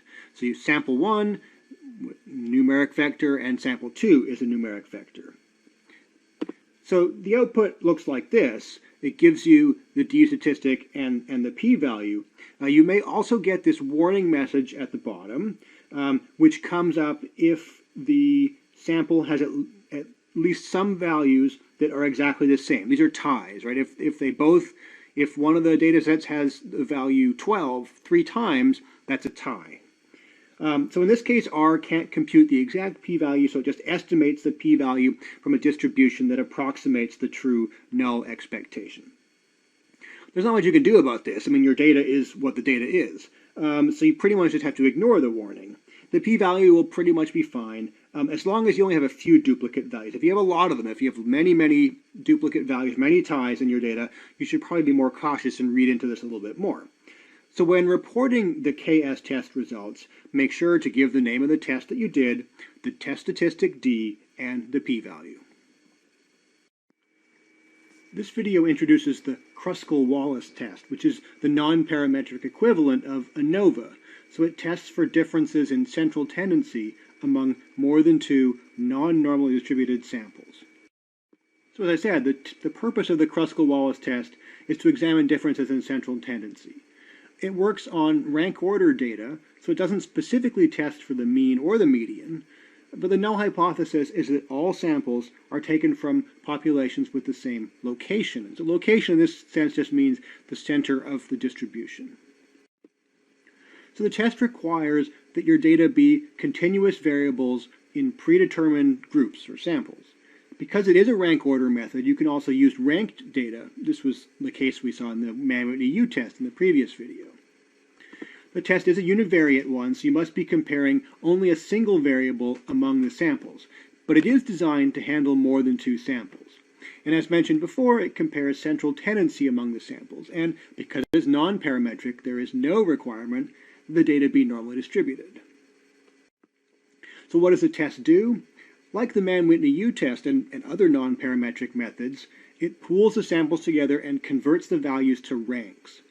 And it then just performs an ANOVA on the ranks. So the signal, essentially, is the difference between each sample's mean rank and the overall mean rank, weighted for sample size.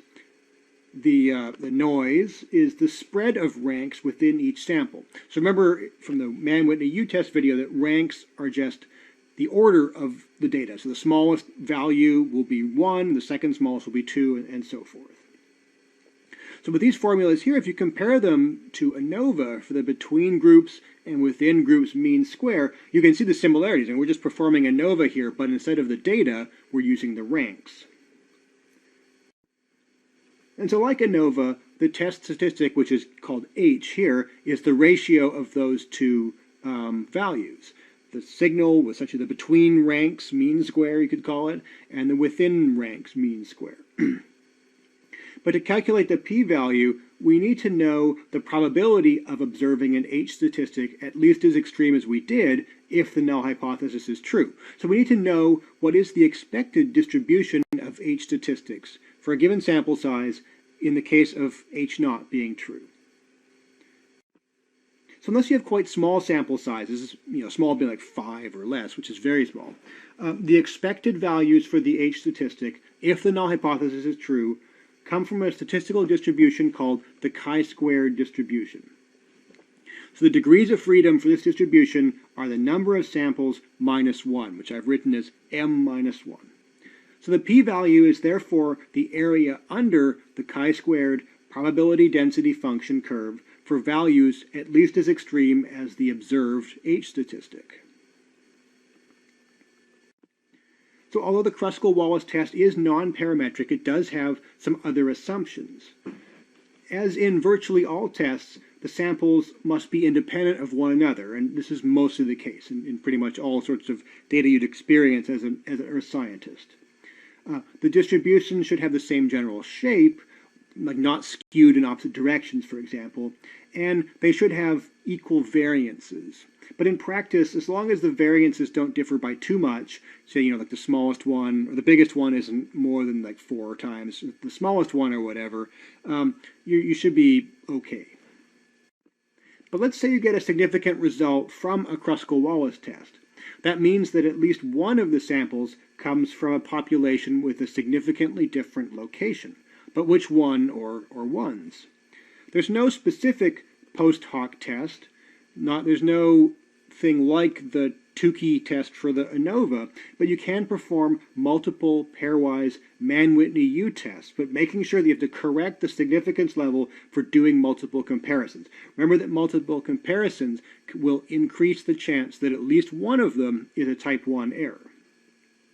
So one recommended method for correcting this is called the home correction. And it's easiest to demonstrate how it works with an example.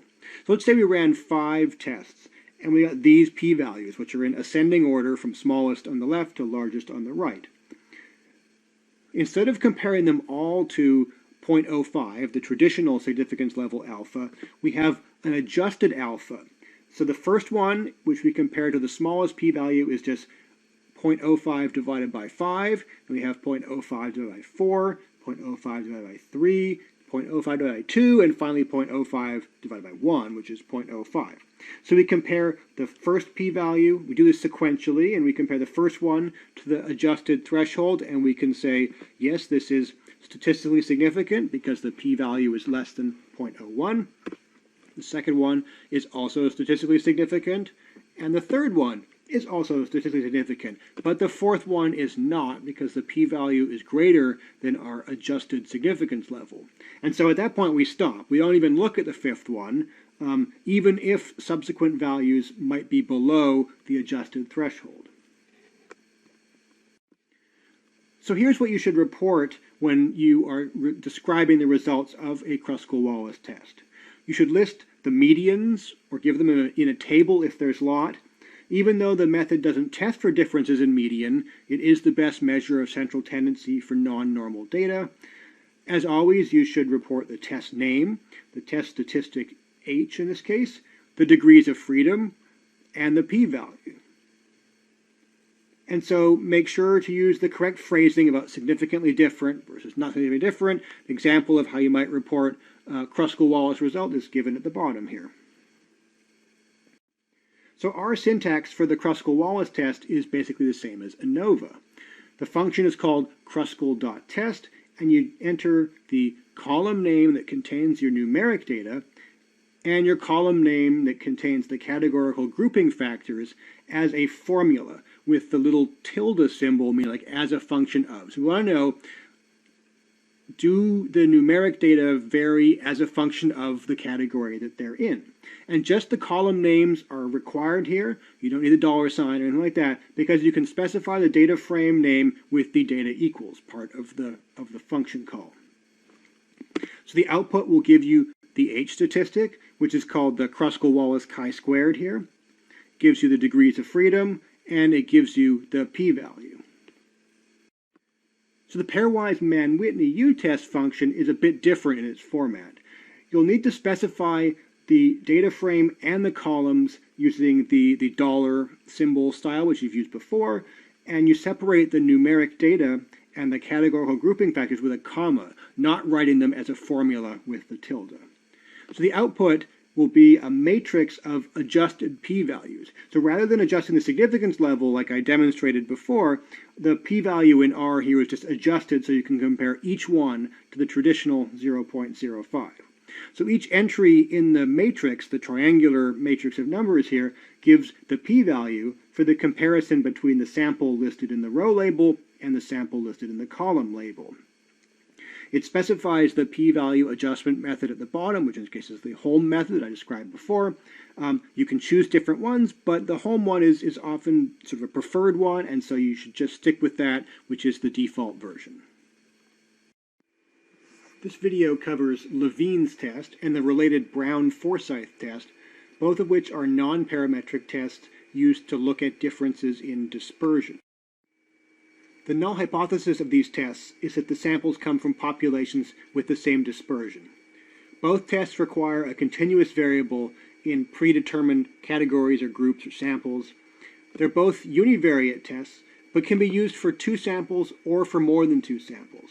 And the purpose is obviously to compare dispersion.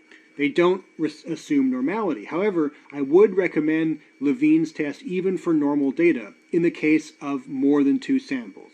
You can use the f-test if you have just 2 samples, but for more than 2, Levene's test is best because the parametric test, called Bartlett's test, is highly sensitive to even slight non-normality, so just use Levene's test instead. So standard deviation or variance aren't particularly meaningful terms for non-normal data. So these tests instead calculate the absolute deviation of each data point from the center of its sample.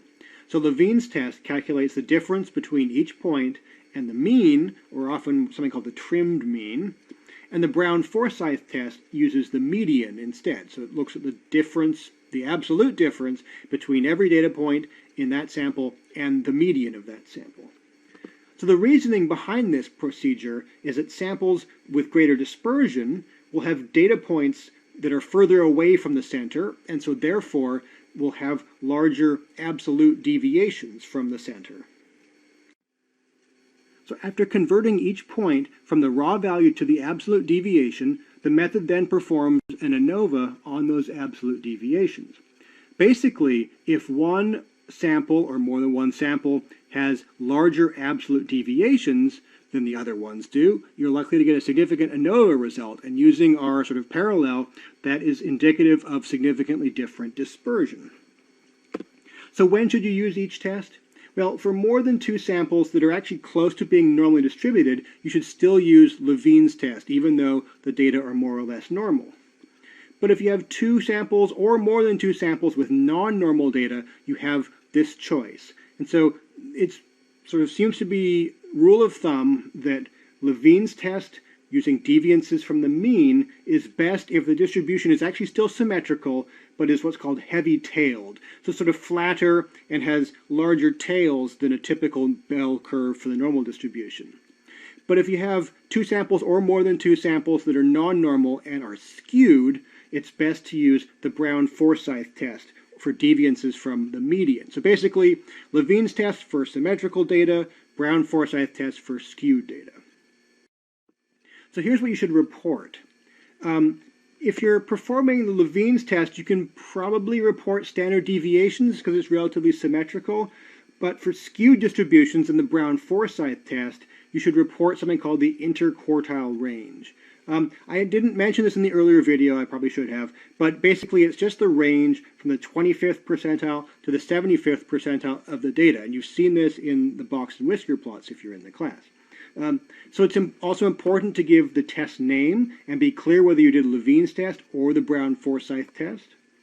Because both tests perform an ANOVA, you should give the F statistic, the 2 degrees of freedom, and the p-value. So here's how you might phrase your results in the case of Levene's test, where you can report the standard deviation. For Brown-Forsyth, you might want to report the interquartile range, remember. So to run Levene's test, you'll need an additional R package called CAR. If you haven't used packages before, you can probably find information online about how to load them into your R session. For those in the class, we'll cover it when we meet. The Levene test function has the same syntax as AOV for ANOVA or the Kruskal test function. And so you write a formula with the numeric data column as a function of the little tilde symbol, the column containing the categorical grouping factors. And you specify the name of the data frame that those 2 columns come from with the data equals command. So the default is the Brown-Forsyth test, using the median as the center. But if you want to perform Levene's test using the mean, you just have to specify center equals mean after giving the data. And so the output looks like this. It lists the test name. It gives the 2 degrees of freedom, the F statistic, and the p-value here. The next few videos will discuss tests that you would use for categorical data. But first I want to introduce some background, especially explaining why we even need a different set of tests, as well as some information about choosing the appropriate test. So what is meant by categorical data? Well, it's simply data where you have counts of items in discrete categories rather than measurements of some continuous variable. So some geological examples could be counts of mineral types in rock, counts of rock type in a conglomerate, or counts of fossils at a location or in a time period, or even counts of north or south paleomagnetic direction. Another property of categorical data is that the categories are mutually exclusive. Another way of saying this is that they're contingent. So a rock can't be both sandstone and granite, so that means that more counts that you have of sandstone in a sample of 100 rocks means that you must have fewer granites. More north measurements means fewer south. So the abundance of one category is contingent or dependent on the abundance of the other categories. So here's a hypothetical example where we have counts of rock types found in a conglomerate. So why can't we just use a t-test to determine if there's more rhyolite in this conglomerate than in another conglomerate? Well, the first problem is that we only have a single value. We know there's 37 rhyolites, but we don't have a mean or a standard deviation. We don't know how variable the rhyolite count might be. We could presumably visit a whole bunch of locations and count 100 different rocks at each, but that would be extremely impractical, and it'd take forever to do that. But even if we did spend the time and collect many different counts, they're still discrete data. They're not continuous data. And so parameters like standard error or the variance only apply to continuous data. So therefore tests that use variance or use standard error, like the t-test or the f-test or ANOVA, don't technically apply to this type of discrete data. So there are actually different statistical probability distributions for discrete data, like the binomial distribution shown down here, which you'll learn about in the upcoming videos. So when choosing what kind of categorical test you want to run, the main consideration is the question that you're asking. In one situation, you might have some prior expectations from theory or from some independent information for what the counts might be. So your goal then is to see if the counts in your sample agree with that prior expectation. So for example, in this sort of somewhat contrived question here, are craters equally distributed in the northern and southern hemisphere on the moon? Well, because both hemispheres are the same size, and therefore each makes up half the surface area of the moon. So our simplest expectation might be that 50% of the craters should be in each hemisphere. You know, we could have a more sophisticated expectation we want, but at the simplest we can say, okay, we should have half in the northern hemisphere, half in the southern hemisphere. So we can then count the craters in each hemisphere and compare that value to our expectation. And keep in mind that the expectation doesn't have to be 50%. That's just the example that we have here. So this type of test is called testing for goodness of fit. You'll typically have one sample, like craters on the moon, and you'll have two categories or more than two categories. So we'll talk about goodness of fit tests in the next video. The other situation is where you have counts in more than one sample. Let's say you counted different rock types in 2 different layers of conglomerates, or in 3 different layers, or many different layers. We have no prior expectation. We have no reason to think that there should be 25% granite or 50% granite. There's no theory or other evidence to tell us that. So we probably instead want to know if the abundances of the different rock types are the same, or are they significantly different in the multiple layers. So in that case, we're performing a test for independence. So more on tests for independence in future videos as well. This video covers Fisher's exact test, which is a method for testing for independence, generally in small samples and in small contingency tables. So a quick recap of tests for independence. The previous video discussed goodness of fit tests, but what if you don't have a prior expectation for abundance? For example, you might just want to know if the abundance of different rock types differs between 2 conglomerate beds. You don't know how much to expect, we just want to know, are they the same in these 2 different beds? So another way of saying this is that the abundance of each rock type is independent of the bed in which it's found. So we want to know, is the abundance independent of the sample that it comes from? So hence the name testing for independence. So the data will come in the form of something called a contingency table, which contains counts of items, the rows, in different categories or samples, the columns. So the item counts are contingent, which means that they're mutually exclusive. In the example here, 1 additional quartz in a particular bed means 1 less chert or basalt, because there's only 50 in total. We often talk about R by C, so R row by C column contingency tables. And this example here is a 3 by 4 contingency table. Some other terminology: if you add up the values in each row, they will sum to something called a marginal total, named because they're the margins of the column. There are marginal totals for the columns as well. So the marginal totals can take on 3 different cases. In case 1, neither marginal total is fixed prior to doing your study. You might have that situation, but most often you'll encounter case 2, when one of the marginal totals, either the rows or the columns, is fixed prior to collecting the data. So that's the example here. In this hypothetical situation, we chose to count 50 rocks from each bed. So the column marginals are fixed at 50.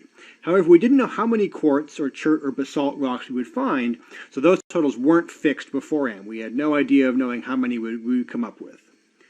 In case 3, both the row and the column marginal totals are fixed prior to collecting the data. This is hard to do outside of experiments, so it's not really common in observational earth science data. So Fisher's exact test was designed for 2 by 2 contingency tables. It technically applies only to those contingency tables where both the row and the column marginal totals are fixed prior to collecting the data. And as I said on the previous slide, that's kind of unlikely for most earth science data. But don't worry, it's okay to run this test anyways, as we'll see in a minute. So the test looks for an association between the 2 sets of counts, with the null hypothesis that the frequencies are independent between the 2 samples. So basically, put another way, there's no association among the categories, or there's no difference in the abundance between the different samples. So Fisher's exact test is, as the name indicates, an exact test. So the p-value is calculated as the probability of obtaining an association between the categories at least as extreme as observed if the null hypothesis is true. Right, so the null hypothesis is of no association. The null hypothesis also, you could also say it's that the counts are independent of the sample in which they come from.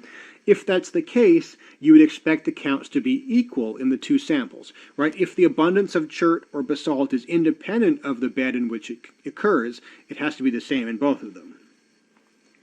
So the greater your observed counts deviate from that expectation of equality, the more likely the result is to be significant. And so the probability of observing a particular outcome in this test is calculated from a type of discrete probability distribution called the hypergeometric distribution. So you've seen a discrete distribution when we talked about the binomial test.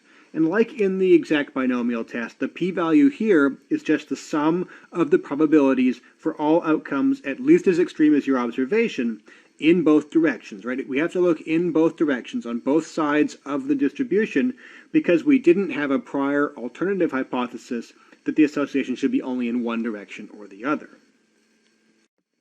So a little bit about the hypergeometric distribution and why it matters for this test. So it describes the outcome from a process called sampling without replacement.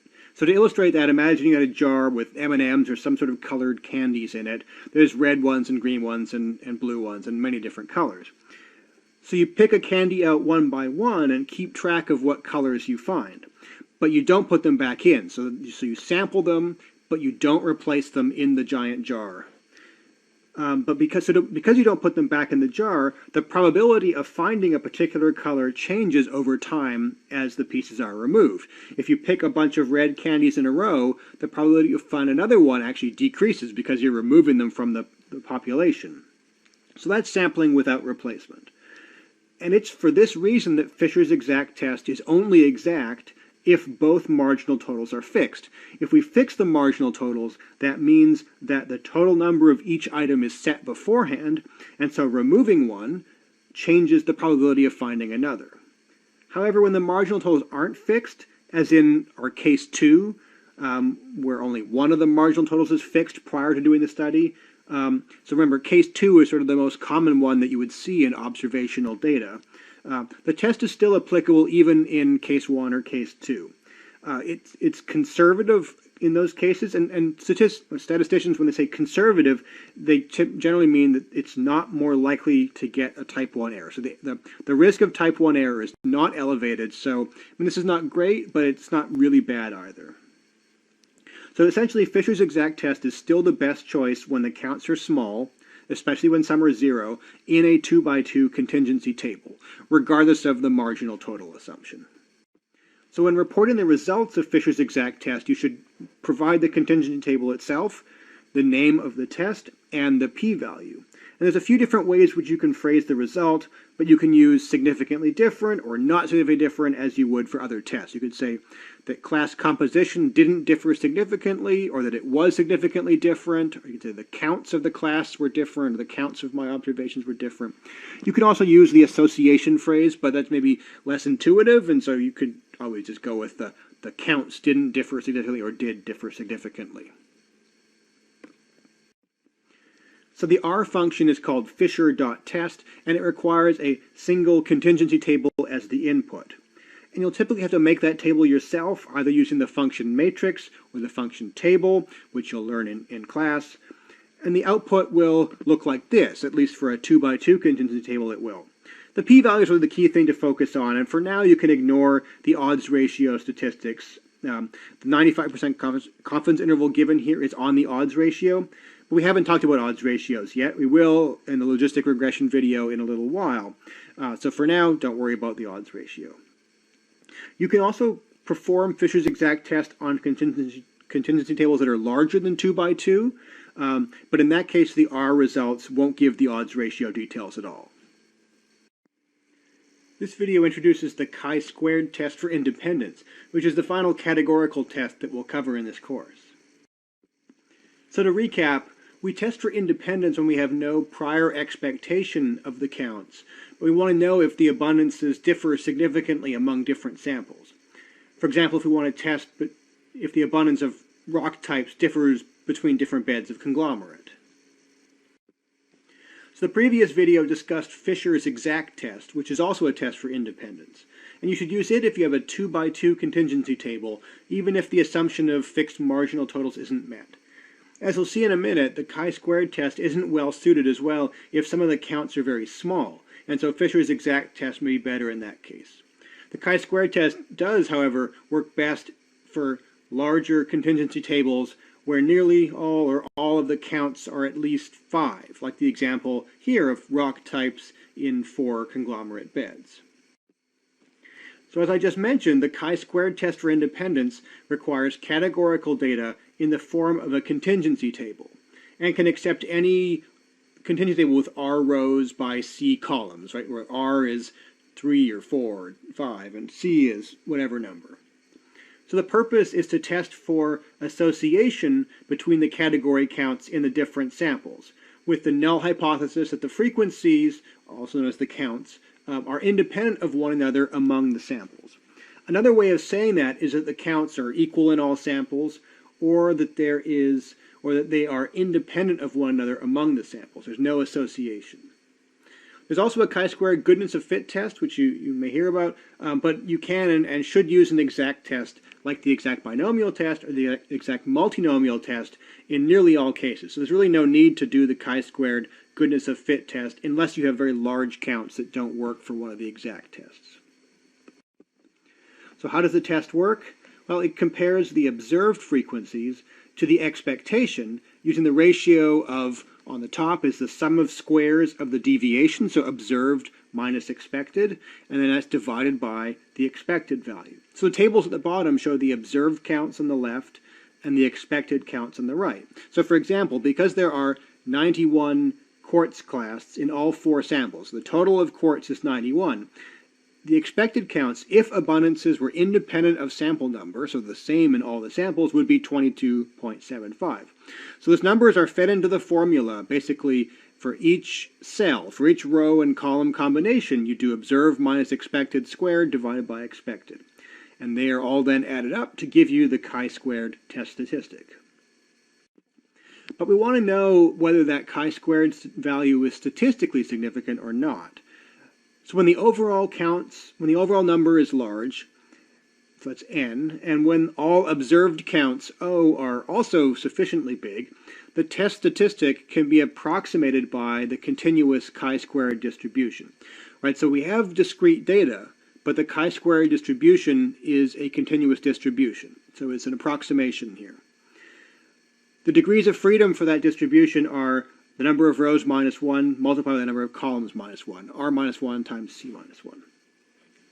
So in this case, sufficiently large, this is sort of the key assumption of the test, is generally taken to mean that you have at least 50 counts in total. So if you add up all the counts, there's at least 50 individual things that you counted, and no or very few of the observations have counts smaller than 5.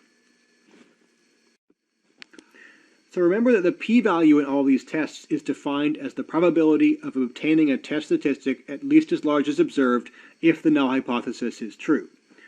And so the chi-squared distribution with appropriate degrees of freedom tells us the expected values that the statistic will take if the null hypothesis is true. So we compare our observed value to that distribution of expected values, and the area under the curve, at least as extreme as the observed test statistic, is the p-value. So when reporting the results, you should give the contingency table itself, the test name, in this case chi-squared test for independence, the value of the chi-squared statistic, the degrees of freedom, and the p-value. You can phrase your results in terms of a significant difference or a lack of a significant difference in the counts or the abundances of the categories among the samples. So in R, the chi-squared test requires just one contingency table as its input. Now for the type of table that you'll have in the geosciences, it should be formatted so that your categories are the rows and the samples in which you've measured those categories are the columns. So the function is called chi-sq.test, and its output looks like this. It gives the test name and the chi-squared value, which is this x squared, the degrees of freedom, df, and the p-value. And so I ran it to make this example on some unsuitable data. There were too many values that were small, and a number of the values were 0 for the observed counts.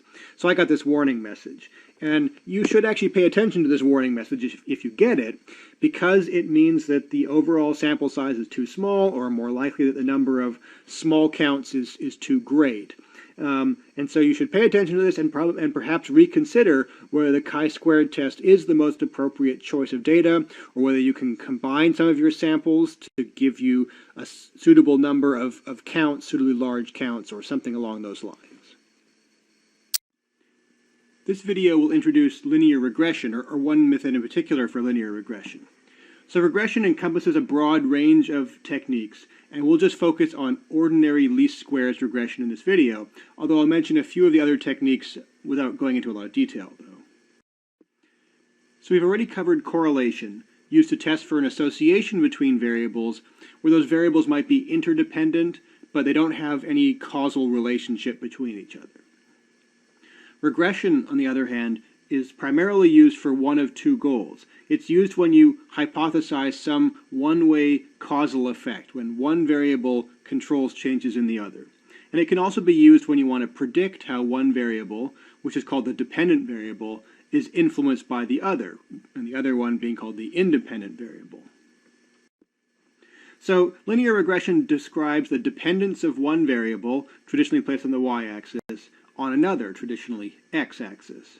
Basically, how do changes in the independent variable x control changes in the dependent variable y? So the variables have these names because the x-axis one is independent. It can take on more or less any value, but the y-axis one in our hypothesis here is controlled by, and therefore dependent upon, at least partially dependent upon, the independent variable. So intuitively, if we want to determine the best relationship between the dependent and the independent variable, the line that relates those two will be drawn in a way that minimizes the distance between the line and all of the points in our data set.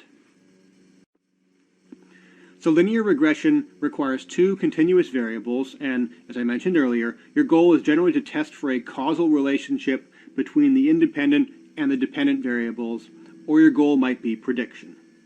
So I'll discuss the assumptions and the requirements in more detail later on, but the most basic requirement is that the relationship that you're looking at must actually be a linear relationship.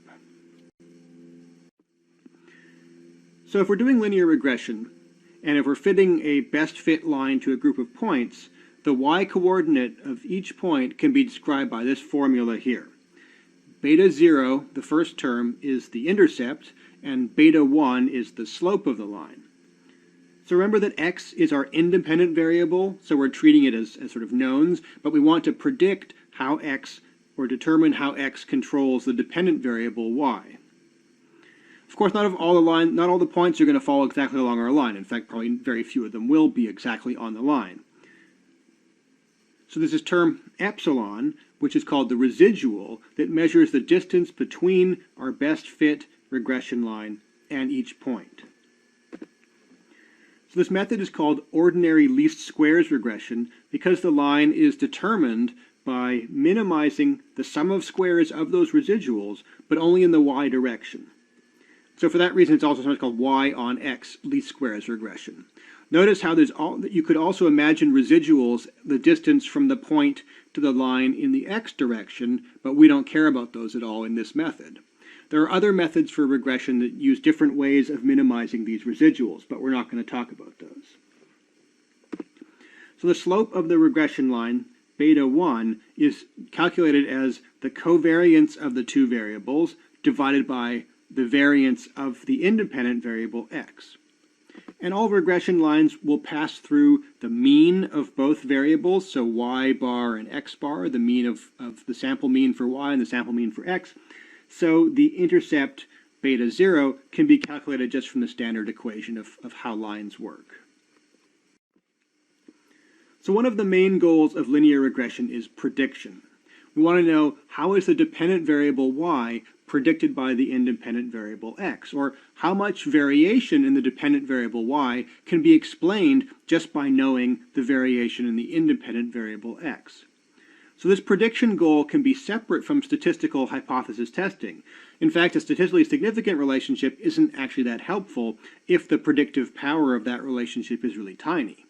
So this is typical of all tests. We need to distinguish the real-world importance from the statistical significance, which itself is a function of sample size and things like that. So the primary measure for the prediction is the coefficient of determination, or r squared.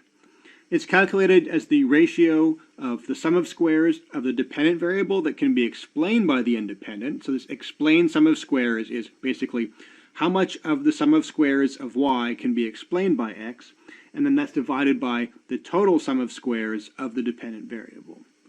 So it's often described as the proportion of variation in our dependent variable explained by the independent variable. So in the left panel at the bottom, the graph there, around 35% of the variation in the dependent variable can be explained by the independent, so an r squared of 0.35, whereas in the right panel, only 4% of the variation is explained, so that's not a very strong or useful predictive relationship. So r squared is the square of the correlation coefficient r, but you should be careful to report r for correlations and r squared only for regressions. Don't mix up the two. R goes for correlation, r squared for regression.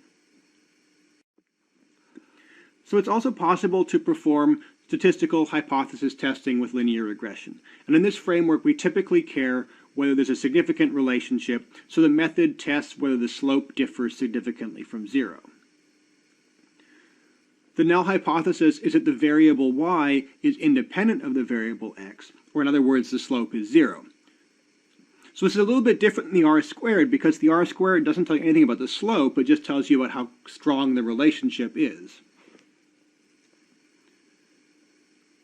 So I won't go into a lot of detail, but briefly, the test statistic, the r squared, or sort of the coefficient beta 1 is converted into a t-value by dividing the slope by the standard error, and that value follows a t-distribution with n minus 2 degrees of freedom. So that tells us what to expect if the null hypothesis is true, so we can then evaluate the probability of finding a slope at least as extreme as observed if the null hypothesis is true, the null hypothesis being that the slope should be 0. So there are quite a few assumptions or requirements to do hypothesis testing for linear regression. And I'll explain some of these in more detail with examples next, but first I'll just go through them one by one.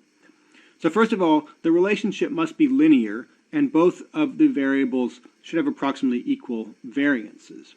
Second, the points must be independent of each other. What that means, in other words, is that the residuals, right, the distance from the line to each point, should be uncorrelated. And so what this really means is that you cannot use this ordinary least squares regression on time series data, where you have measurement of some parameter through time, because in time series, almost always, the value at time 2 will be somewhat related to or correlated with the value at time 1 as you're going through this time series.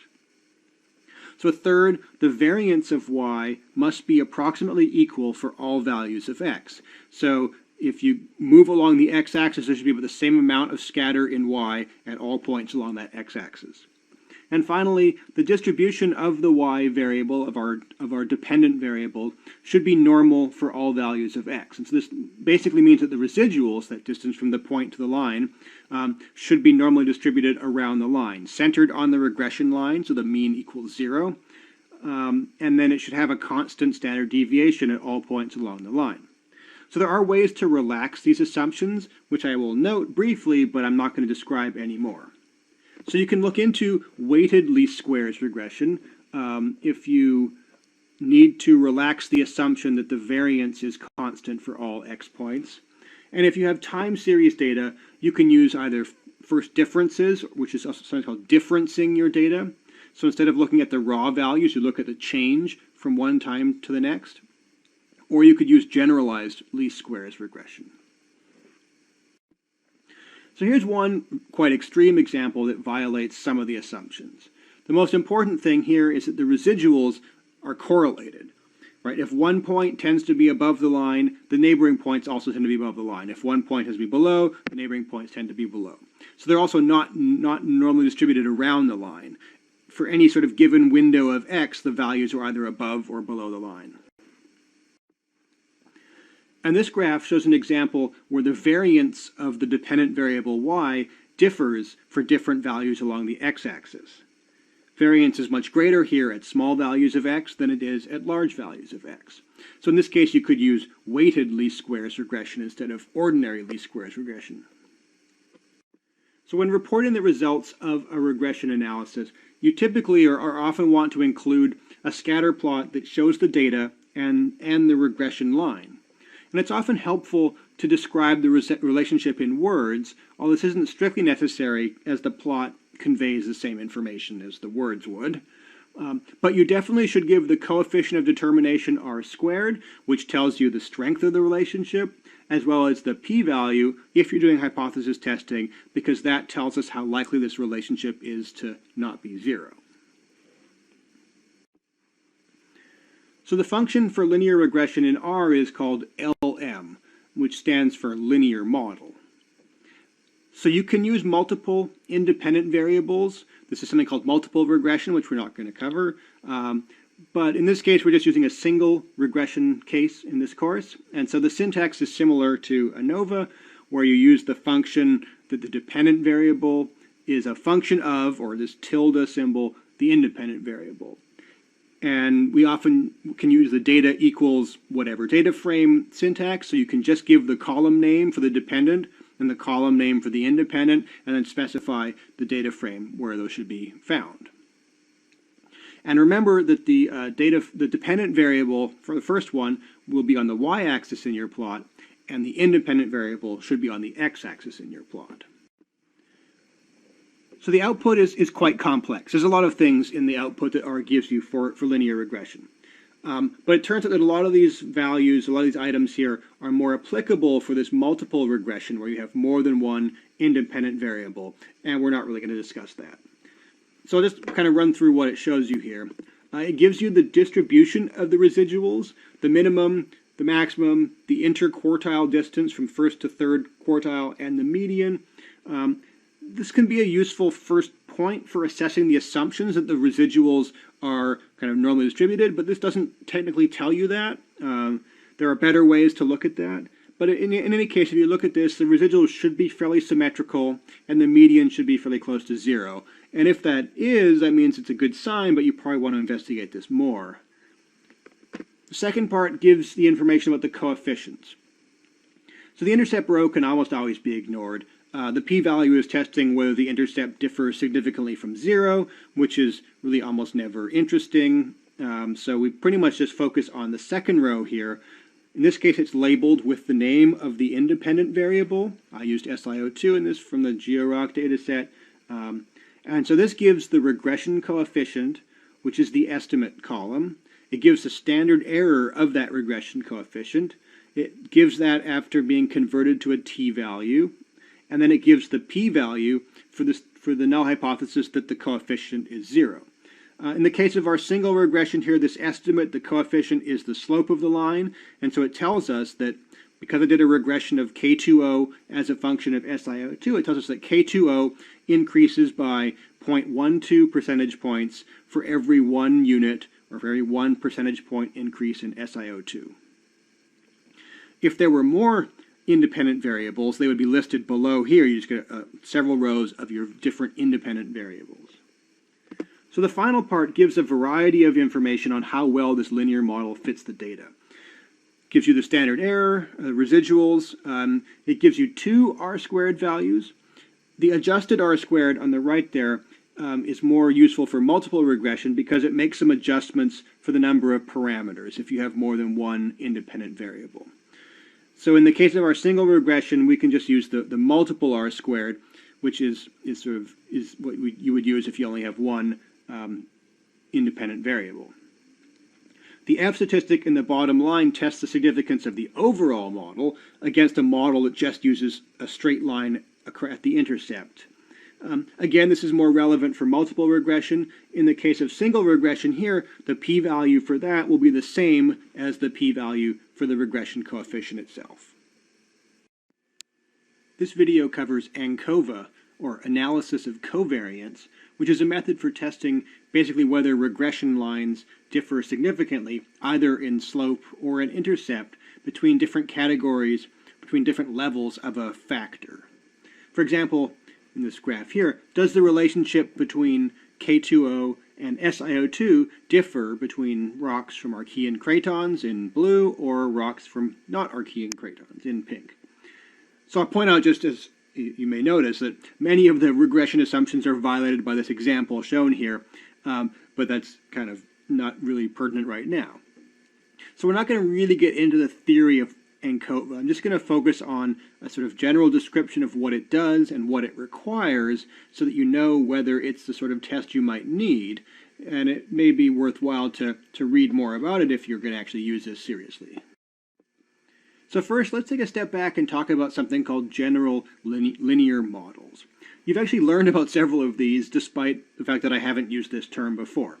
So consider having a single continuous dependent variable.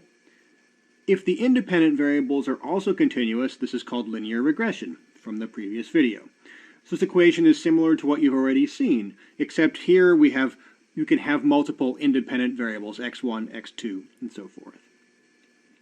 But if the independent variables are instead categorical factors, we actually have ANOVA. So ANOVA is actually an example of a type of general linear model, and it's actually related to linear regression, except the factors, which I've given like x hat and x2 hat here, are treated as something called dummy variables, where they're just coded as 0 or 1 for the different levels of the factor, for the different categories that they belong to. So ANCOVA is a type of general linear model when you have a mixture of continuous and categorical independent variables. You can think of it as like an extension of ANOVA or an extension of linear regression, but in reality all three are just specific cases of the general linear model. So ANCOVA tests whether the linear model differs for different levels of a categorical factor. So is the relationship between continuous variable x1 and y different for different levels of the grouping factor x2? So we'll come back a little bit to general linear models later in the course when we discuss model comparison, but for now we'll just move on and talk about ANCOVA. So in the simplest case, where we have a single continuous independent variable, on the x-axis here, and a single independent factor with two levels, the blue or the pink, this factor could affect the dependent variable, for example, in a simple additive way, like in the upper right.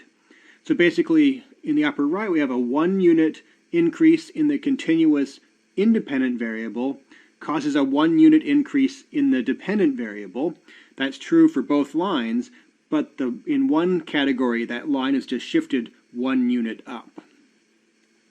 So that category has an additive effect, so basically it takes that relationship and just adds 1 and shifts it up. It's also possible, like in the bottom row, that the category factor could have some sort of non-additive effect, and this is called an interaction. So in this case, the slope differs, and that means that continuous independent variable can either have a stronger or a weaker effect on the dependent variable, depending on which category we're looking at. So in both cases, the blue category has a steeper slope, therefore the independent variable has a stronger effect on the dependent variable than it does in the other category. So ANCOVA, or analysis of covariance, requires one continuous dependent variable and at least one continuous independent variable, like in linear regression. But it also requires that the data is divided into categories with at least one categorical or factor variable. So its purpose is to test for a difference in the regression relationship, either in the slope or in the intercept, between these categories, between the levels of this factor variable. And the null hypothesis is that there's no effect, so that category membership doesn't matter what group the data belongs to, the regression slope and intercept is the same. So the first step in ANCOVA is to test a general linear model, a GLM we'll call it here, that includes an interaction term between the independent variable and the factor variable. So if that interaction is significant, that indicates that there's a non-additive effect, and that means that the strength of the relationship, or the slope of the line, differs depending on the factor level. So if you find a significant interaction, that tells you that the slopes differ significantly, but actually that's as far as you can go with this. I'll talk about the next step, but it turns out that having an equal slope is an assumption for the next step. However, if the slopes don't differ significantly, you can then test a second model to see how the dependent variable is affected by the category, holding the independent variable constant, and how the dependent variable is affected by the continuous variable, holding the category constant. So this is an example of something called multiple regression, where you basically look at how each independent variable affects the outcome, sort of while controlling for all the other changes in the other variables.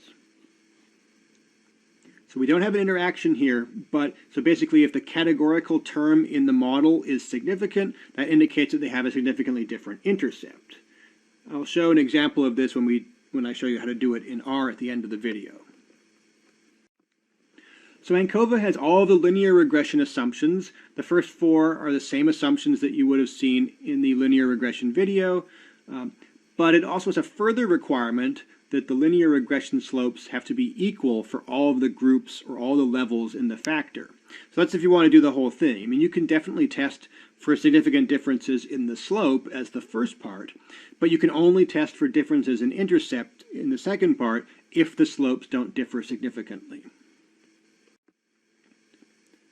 So ANCOVA is sort of like an extended version of ANOVA. They're all types of general linear models. So you'll end up with an F statistic. And to sort of report your results, you would often want to give a scatter plot with the data, and it helps to have, say, color-coded points or use different symbols for points, and then you can have different regression lines with different colors or symbols for the groups to indicate how their slopes and intercepts may differ. You should also, of course, report the test name and the F statistic, the degrees of freedom, there are 2 of them for an F statistic, remember, and the p-value. And so if you tested 2 models, one for slope, and then if that was okay, then you moved on to the intercept one, you will have an F statistic, degrees of freedom, and a p-value for each of those 2 models. You would want to talk about them one and then the other, or whichever one is sort of relevant to the question that you're asking.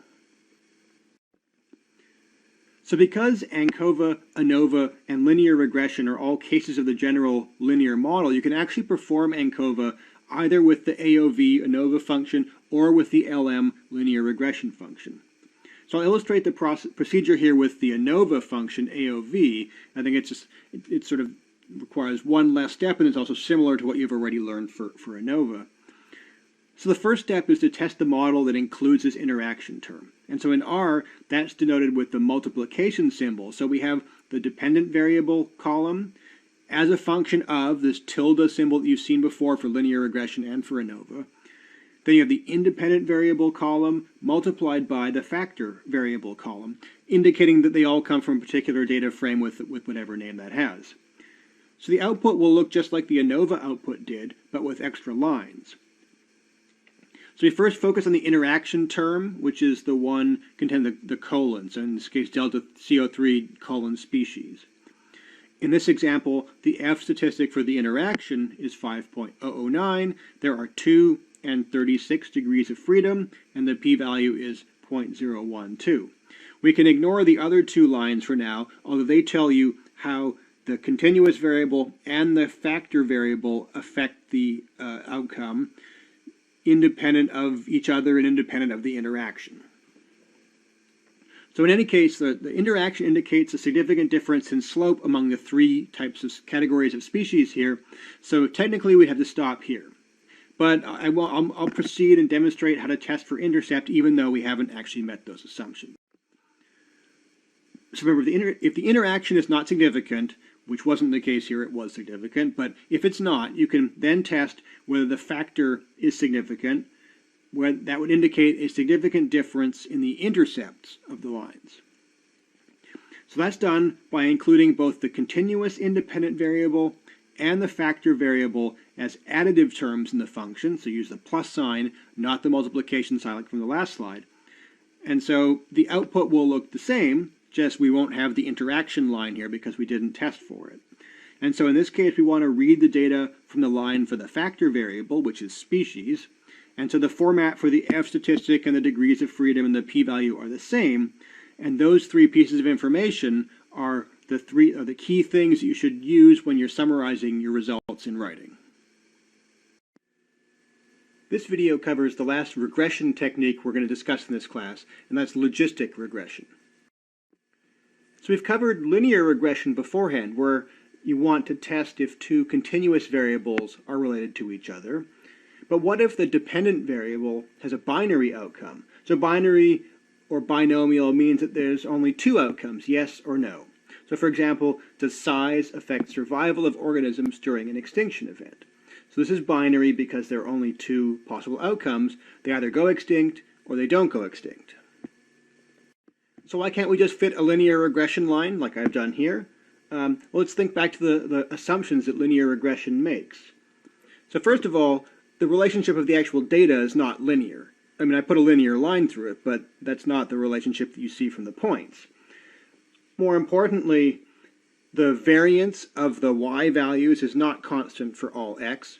It's going to be sort of greater variance in the middle where you have a lot of data at both 0 and 1, but as you get close to large sizes, the variance is quite small because there's very little data at the 0 line. And also, the residuals in the y direction around this red line are certainly not normally distributed either. They're bimodal, in fact. Conceptually, a linear regression fit could also imply that we would get probabilities greater than 100% or less than 0%, and that doesn't make a lot of sense. So that's where logistic regression comes in.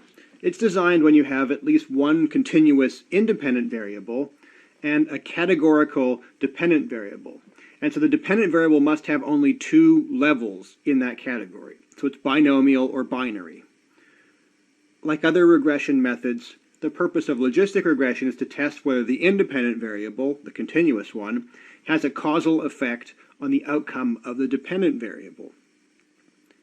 And the null hypothesis is that there's no effect, so that changes in the independent variable do not change the probability of the outcome happening. Size does not affect the probability of extinction.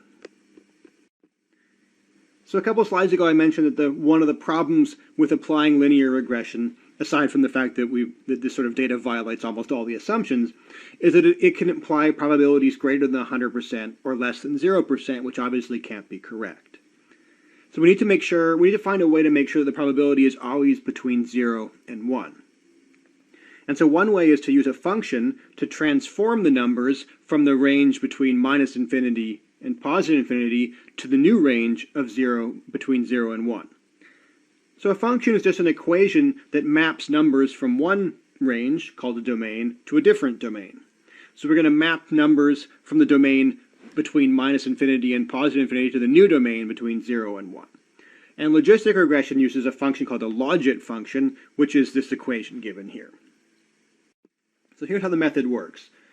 Remember, the linear regression equation describes the dependent variable y in terms of an intercept, beta 0, a slope, beta 1 times the x value, and then each point is going to have some residual, because not all points fall exactly on the line. So if we do that, we get something like the red line in the top graph here, which is obviously not a good description of the relationship.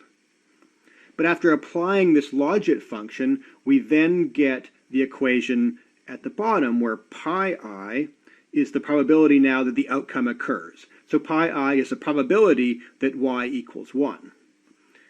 And so the regression line now, after transforming it with the logit function to get 1 over 1 minus e to the minus equation there, gives us is now bound between 0 and 1, which is what we want, this curved regression line here.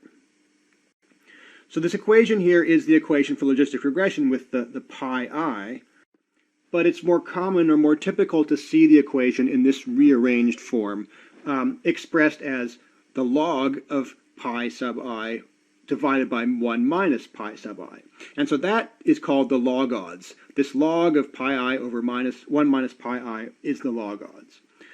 We'll discuss odds in a bit more detail in the next slide, but briefly, the odds are the probability of an event occurring, pi I, divided by the probability of the event not occurring, which is 1 minus pi I. And so these are log odds because we're taking the logarithm of that odds. So in our equation here, and we have at the top, a positive coefficient beta 1 means that the odds of the outcome increase. And so the probability pi I also increases. So as the independent variable x increases, the odds of the outcome also increase. So I'll just very briefly mention how the significance testing works, but it's not that important particularly. It's analogous to linear regression. So linear regression assesses the significance of our test statistic against the t-distribution, where logistic regression uses a normal distribution. So we evaluate the probability of finding a coefficient which is converted to this z-value. So we want to know what's the probability of getting the coefficient at least as extreme if the null hypothesis is true. So this is fairly standard p-value calculation. Okay, well, back to our coefficient. So this logistic regression coefficient beta 1 is something called the log odds ratio. So this is different than the log odds, because an odds ratio is comparing the odds between two different groups.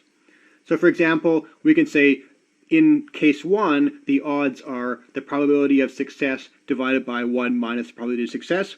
That's the definition of odds. And we can have the same in case 2, same way that odds are calculated. And so the odds ratio is just the ratio of the odds for case 1 divided by the odds for case 2. And so in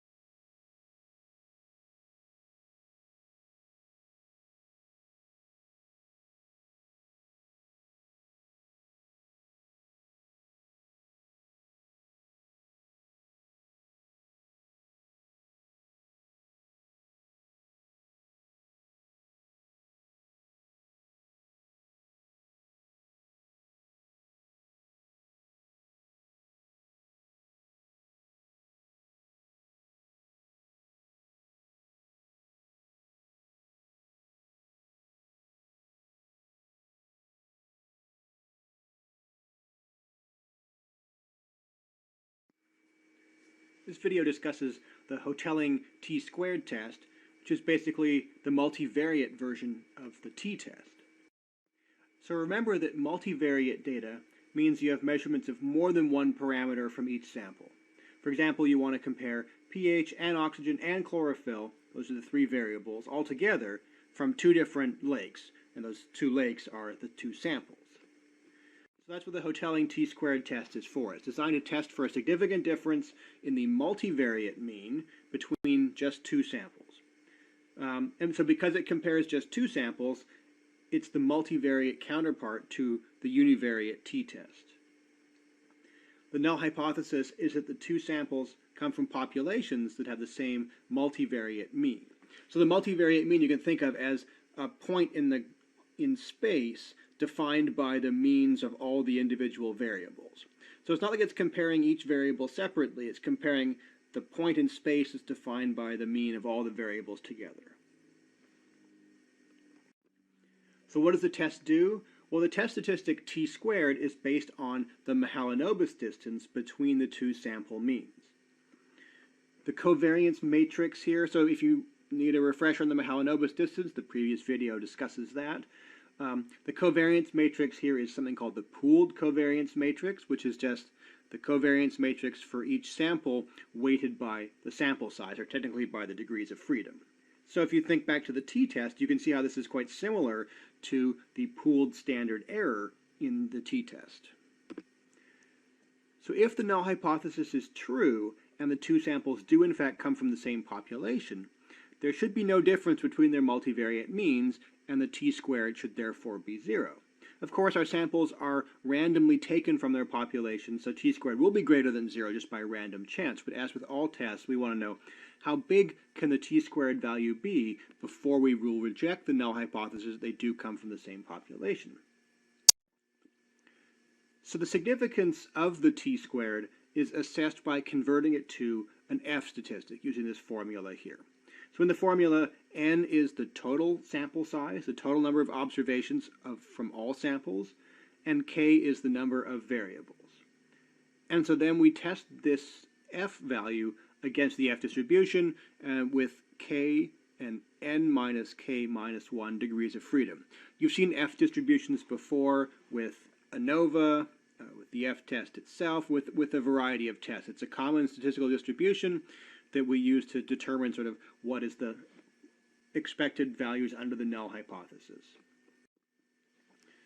So the p-value, as typical of all tests, is the probability of obtaining a t-squared value after it's been converted to an F statistic at least as extreme as observed if the null hypothesis is true. And so the F distribution with the appropriate degrees of freedom tells us the expected probabilities of finding particular values in the case where the null hypothesis is true. So this distribution here shows us what to expect when the null hypothesis is true. So if we want to know the probability of finding a value at least as extreme, we just need to look at the area under the distribution at or beyond the F statistic that we obtained in the test. So the Hotelling t-squared test is a parametric test, and so it has many of the typical parametric assumptions. Of course, the two samples must be independent of one another. This generally means you can't have repeated measures of the same item, so you're not measuring the same thing at multiple times. Both samples must be multivariate normal, which means that all the variables should themselves be normally distributed. If the sample size is large enough, this isn't such a big deal. Both samples should have equal variance-covariance matrices, and I'll illustrate that on the next slide. So if you do get a significant result, that means that at least one variable or some combination of the variables differs significantly. It really means that their multivariate mean differs significantly. So it's actually possible that no single variable has a significant difference, but there could be some significant effect when you're looking at them all together. So normally you're running this multivariate test for a reason, because the variables are related and you do want to know how they differ together. But if desired, you can do t-tests on the individual variables after the fact. Make sure to correct for type 1 error risk that you would get by doing multiple tests. You don't see this that often. I mean, generally you're running the Hotelling t-squared for a reason, because the variables are related and you want to know generally how they compare together. So this slide illustrates some of the issues with variance or with covariance of the matrix of the samples. So remember that one of the assumptions is that they have to have equal variance covariance matrices, and you can't really look at the matrix. I mean, you can look at the matrix, but you can't really tell what's going on with it. So you should just look at this graphically. So in the left panel, the two samples have different variances, at least in the variable on the y-axis. The x-axis variable, they have sort of similar variance. This probably isn't too serious of a problem because the covariance of those two variables is quite similar. The right graph is a more serious problem because the covariance between the variables differs quite greatly between the two samples. The red sample has positive covariance and the blue one has negative covariance. And this is a worst case scenario. Obviously, it's pretty unlikely for the same two variables to have opposite covariance, but it is useful to plot variables against each other in your samples to examine both their variance and their covariance and make sure that they're more or less similar. So the Hotelling t-squared test is fairly robust to these deviations from these assumptions, particularly if it's not normal, as long as the sample size is fairly large. You could run, for example, Levene's test to see if the variances are equal. And there's also this test called Boxes M to look at the covariance matrices, but it's generally not recommended. I mean, both of these tests are too sensitive, particularly if your goal is only to assess the assumptions. The Boxes M test apparently is very sensitive to non-normality, so it will often reject the null hypothesis that they have equal covariance matrices, even if it's totally fine for a Hotelling t-squared test. So as with the t-test and previous tests, the best approach for assessing the assumptions is to look at them graphically, rather than running specific tests. You should only run specific tests if that is your hypothesis, if that's the scientific question you have, not to assess assumptions. So there's a lot of information to report for the Hotelling t-squared test. You should give the means of all the variables in the two samples. If there's a lot, a table might be appropriate. Some kind of graphical presentation, like box and whisker plots, could also be useful. Obviously, you should tell what test you ran. Give the t-squared statistic, the f statistic that it gets converted to, and its 2 degrees of freedom, as well as the p-value. So in R, there's no Hotelling t-squared test in the basic version of R, although there is Hotelling t-squared test in different packages. But what you'll do in class is actually write your own test to do Hotelling t-squared. So that's why I'm not going to explain how to do it in R, because you will do it yourself. This video introduces the last of the classical frequentist methods for null hypothesis statistical testing that we're going to cover in this class. It's called multivariate analysis of variance, or MANOVA, and as its name suggests, it's the multivariate version of ANOVA, which you've already learned about. There are a lot of conceptual similarities between MANOVA and the univariate ANOVA, so let's quickly recap what ANOVA does. So remember that ANOVA assesses the differences between the groups by comparing the between groups mean square, right? It's a difference, it's basically the sample mean relative to the overall grand mean of all samples. And it compares that to the within groups mean square, which is the scatter of data within each group. So basically each observation subtracted from the sample mean, sum of squares, and so forth. And so the test statistic is the ratio of those two values. So the purpose of MANOVA is to test for significant differences in the multivariate mean, so you have more than one variable per sample, among more than two normally distributed samples. The null hypothesis is that the samples come from populations with identical multivariate means. You could also phrase this as saying there's no difference in the multivariate means between the samples, or between the populations that they come from. So what does the MANOVA test do? Well, like ANOVA, it compares the differences between each sample mean and the overall mean relative to the scatter of data within each sample.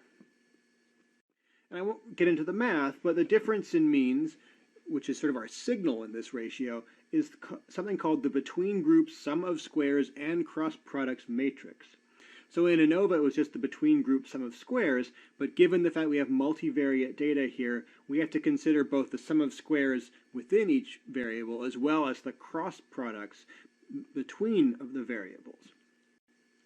The scatter of data within the samples is called the within group sum of squares and cross products matrix. Like in ANOVA, the test statistic is the ratio of the between groups to the within groups matrices, which gives us this test statistic A. Remember, in ANOVA, it was just the between groups divided by the within groups as well. On the left for MANOVA, it's written in terms of matrix multiplication, and it's just, they're not matrices, they're just numbers in the ANOVA. So like in all tests, we need to evaluate the probability of finding an A statistic, and A is actually a matrix in this case. We need to evaluate how extreme A is relative to our expectation if the null hypothesis was true. And it turns out that there's no single, unique, correct way to evaluate that extremeness. This is because of the multivariate nature of the data. And so as a result, there's at least 4 different statistics that have been devised, each using the eigenvalues of the matrix. So this lambda term are the eigenvalues of the matrix A, the result of the test. So this Wilks's lambda, the second one, is apparently a commonly used one. It's also Hotelling-Lawley trace. The Pillai's trace is the default version in R. I guess it's often also said to be fairly robust, but there is debate over this. In any case, for our purposes, you can just use the Pillai's trace for the class. It's the default in R, and that's simple enough. So all of these values, the Pillai's trace or Wilks's lambda or whatever, are converted to an approximate F value because of this sort of multivariate nature, and then tested for significance against the F distribution. So the assumptions of MANOVA are typical, again, of parametric multivariate tests. All the samples must be independent of one another, as well as being multivariate normal. So like many parametric tests, particularly for central tendency, MANOVA is fairly robust to non-normality, as long as the sample sizes are large, and as long as the variables aren't really skewed. The samples must also have equal variance-covariance matrices. You often see this referred to by a technical term, homogeneity of variance-covariance matrices. So there's a lot of things to assess, especially if you have lots of samples and lots of variables. But the best approach is to assess them graphically. Hypothesis testing for these assumptions, you can test for multivariate normality, you can test for equality of variance, you can test for the variance-covariance matrix equality with proper tests, but they're too strict for evaluating the assumptions. And yes, this will take a while to assess all these assumptions because you need to look at each variable within each sample as well as the covariances. So we'll be making a lot of graphs, a lot of histograms. You know, it gets quite complicated when you have this data, which is itself a fairly complicated setup. So when reporting the results, you should give the means of all the variables in all the samples, and this will likely be a table because it's fairly complicated. If you only have 2 variables, you could make a scatter plot with the samples color-coded or using different symbols, perhaps. But if you have more than 2, it's very difficult to graphically show these. You should give the test name, of course, report that you did MANOVA, the value of the statistic. Make sure you list whether you use Pillai's trace or Wilks's lambda or whatever. Give the approximate F value and its 2 degrees of freedom, and the p-value for the test. So like at the bottom, it would be an example of how you might report these test statistics. So the MANOVA function in R is deceptively simple. But remember, there's a lot of assumptions and a lot of complexities with sample design. You know, things like unequal sample sizes, things like covariances between the variables can both be issues. We're just going to gloss over all of that because I'm not focusing specifically on the data that you might have. But if you're using this for sort of real work, you probably want to be careful and really assess whether what you have set up in terms of your sampling is good for MANOVA. So the MANOVA function, called MANOVA, has the same syntax as the ANOVA function AOV, which you've already used, or linear models. You use this formula input with the numeric data as a function of the category column in a particular data frame generally. The difference here is that the numeric data must be a matrix because we have multivariate data. You'll have multiple columns in a matrix for each of your variables, as opposed to ANOVA, where you just have a single vector for your data. So you should store the ANOVA result as a variable and then run the summary function to see the details. The output is quite brief. This is basically all you get for the output, but it gives you all the details that you need. I'll point out that there are two sets of degrees of freedom. On the left, there's the DF column, 3 and 978 in this case. But actually the one that you want for your approximate F is the box with the numerator and denominator DFs 9 and 2,934 in this example here. So those are the ones that go with the approximate F that you're reporting. The summary function is where you can choose the test statistic if you didn't want to use the Pillai trace. That's, you can see that's the default here. But you can select Wilks's, Lambda, or Hotelling-Lawley, or other ones. So just a final word, we haven't covered tests for all the possibilities. If you look at your flowchart, there are a number of outcomes, particularly on the multivariate side, that haven't been filled out yet. And this is partly because a lot of these goals are pretty esoteric and not really that widely used. I mean, there aren't very many situations where you want to test for differences in dispersion for multivariate non-normal data, for example. There are multivariate tests for dispersion, as well as non-parametric equivalents for Hotelling t-squared and MANOVA, but there's often a number of different possibilities because there's no real unique solution for multivariate extremeness. I will mention this thing called per-MANOVA or permutational MANOVA as a possibility if you have non-normal data and want to do MANOVA. It does seem to be fairly widespread, at least in the biological literature. But we're not going to cover tests for all these specific situations because you're not likely to encounter them. They're a bit more sophisticated than we really need for 99% of our data analysis. So you can look into them later on if you need to for your particular work. I also point out that we are going to cover an approach called resampling methods, which includes like randomization and bootstrapping. These will be covered in the next week. And these are sort of the ultimate in non-parametric distribution-free statistics. You can use resampling methods for all these bizarre problems you might have about multivariate tested dispersion. And you can use resampling methods for all sorts of other situations that might be challenging for traditional statistics. And so that's where we're going next, and then we'll move on to sort of more data analysis things in the last few weeks of the class. This video is the first introducing a very powerful group of techniques called resampling methods, which includes something called bootstrapping. So first we'll focus on the case using bootstrapping and these methods to estimate uncertainty, like confidence intervals, on a single parameter. So let's start with a motivating question like this one. What is the 95% confidence interval on this r-squared value? We calculated that r-squared was 0.52, but what's the uncertainty? There isn't a standard calculation for this, but we can use a resampling method to get this information. They turn out to be extremely flexible and powerful techniques, and you can use them for really almost anything that you want to do. So you might remember that the definition of a confidence interval on the mean. So we'll step back from the r-squared and talk about the mean first, because it's a simpler example and we can demonstrate how the method works. So basically, if you took many random samples from the population, 95% of those confidence intervals would include the true population mean mu. So I will illustrate how this works if we had a known population. So the curve on the left is, say, our known population with a mean of 3. So if we can sort of simulate this method by saying, okay, well, let's take a random sample of 100 values from our population with a known mean and a known standard deviation. We'll calculate the mean of that sample, so the green dot is now a sample mean, which is an estimate of our original population mean. We can repeat that process many times, like 10,000 times or whatever, to generate something called a sampling distribution of means. So each of these green circles here now is a sample mean. So for each one, we've drawn 100 values, say, from our population and calculated that sample mean.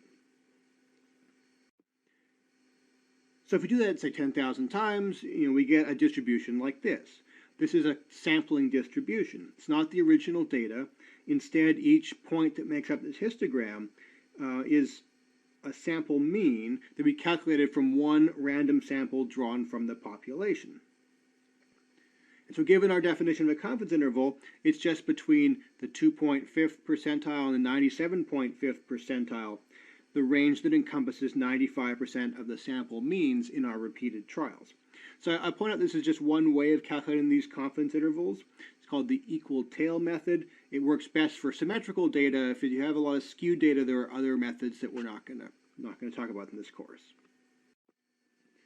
So that's fine. Okay, if we actually know the population parameters, but we never know them, right? We never know the population. We just have a sample. We have a single sample, something like this. So what can we do in this case? Well, it turns out that the sample is still the best information we have about the population. I mean, it happens to be the only information as well. And most samples, especially if they're big enough, do indeed closely resemble the population that they come from. So we can make some inference about the true population from this sample here. And essentially what we can do is we can resample this data with replacement. So sampling with replacement means that when we draw a value, we sort of put it back into the pool, we can draw it a second time. So we can resample a single observation more than once. And because some observations might be sampled twice or three times or even more, others may not be sampled at all.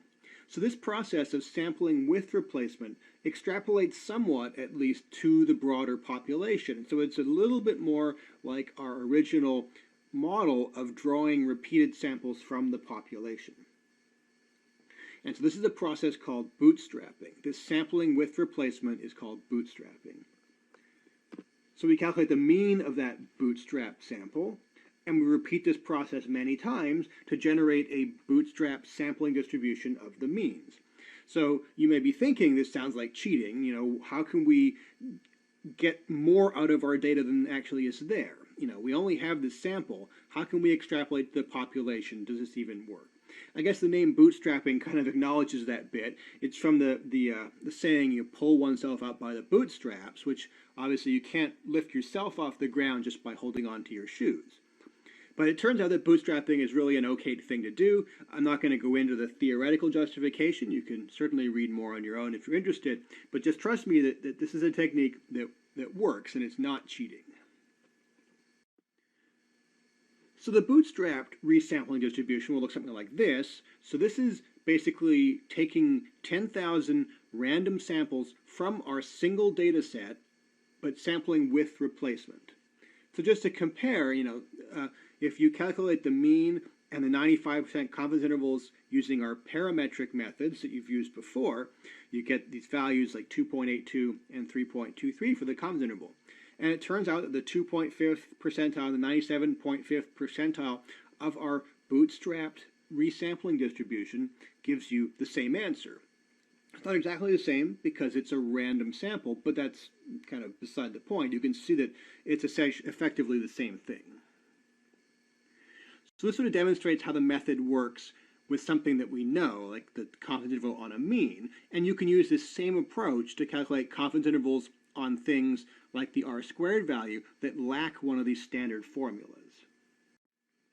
So bootstrapping is resampling with replacement, so it maintains the data structure. We have the same number of observations or whatever, but it reshuffles the values to sort of extrapolate to the population.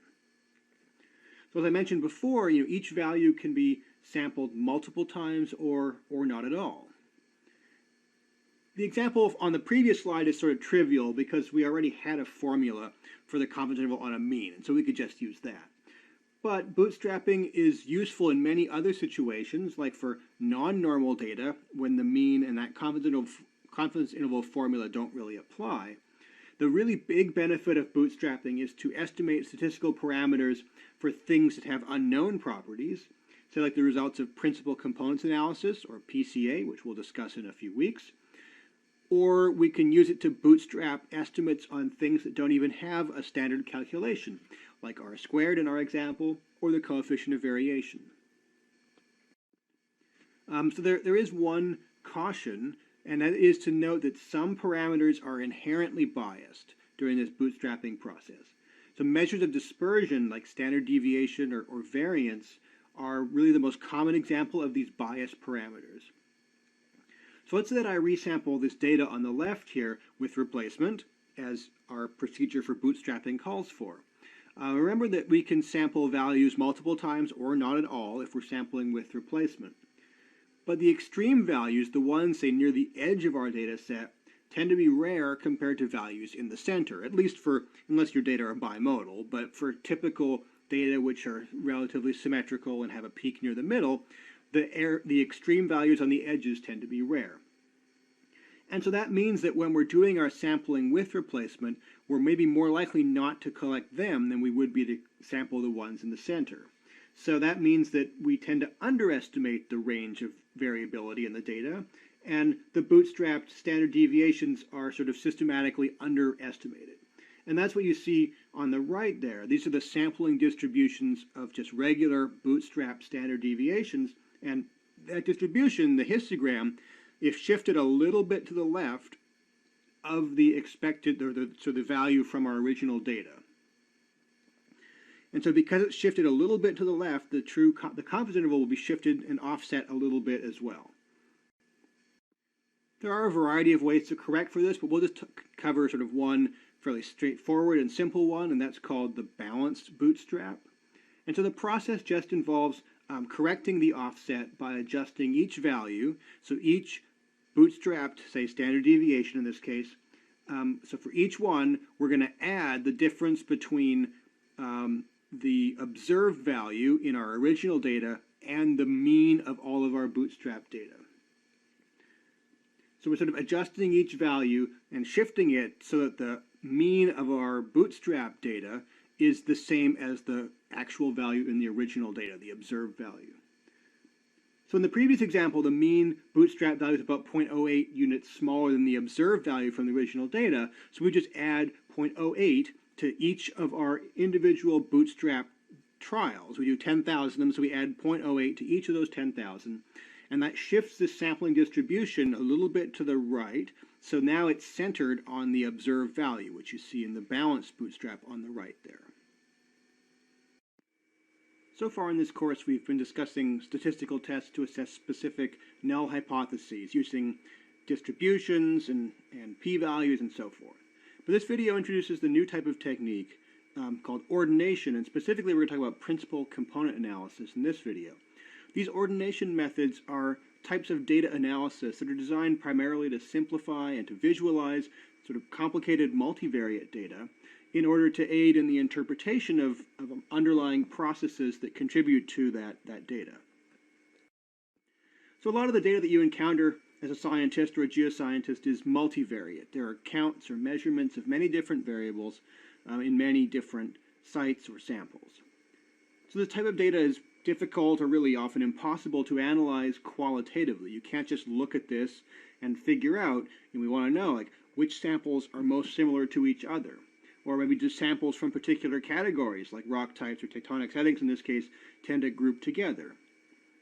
We also want to know which variables, like elements in this case, behave in a similar way. And so by knowing these things, we can tell something about the processes that govern the distribution of these samples and their occurrence and their abundances and so forth.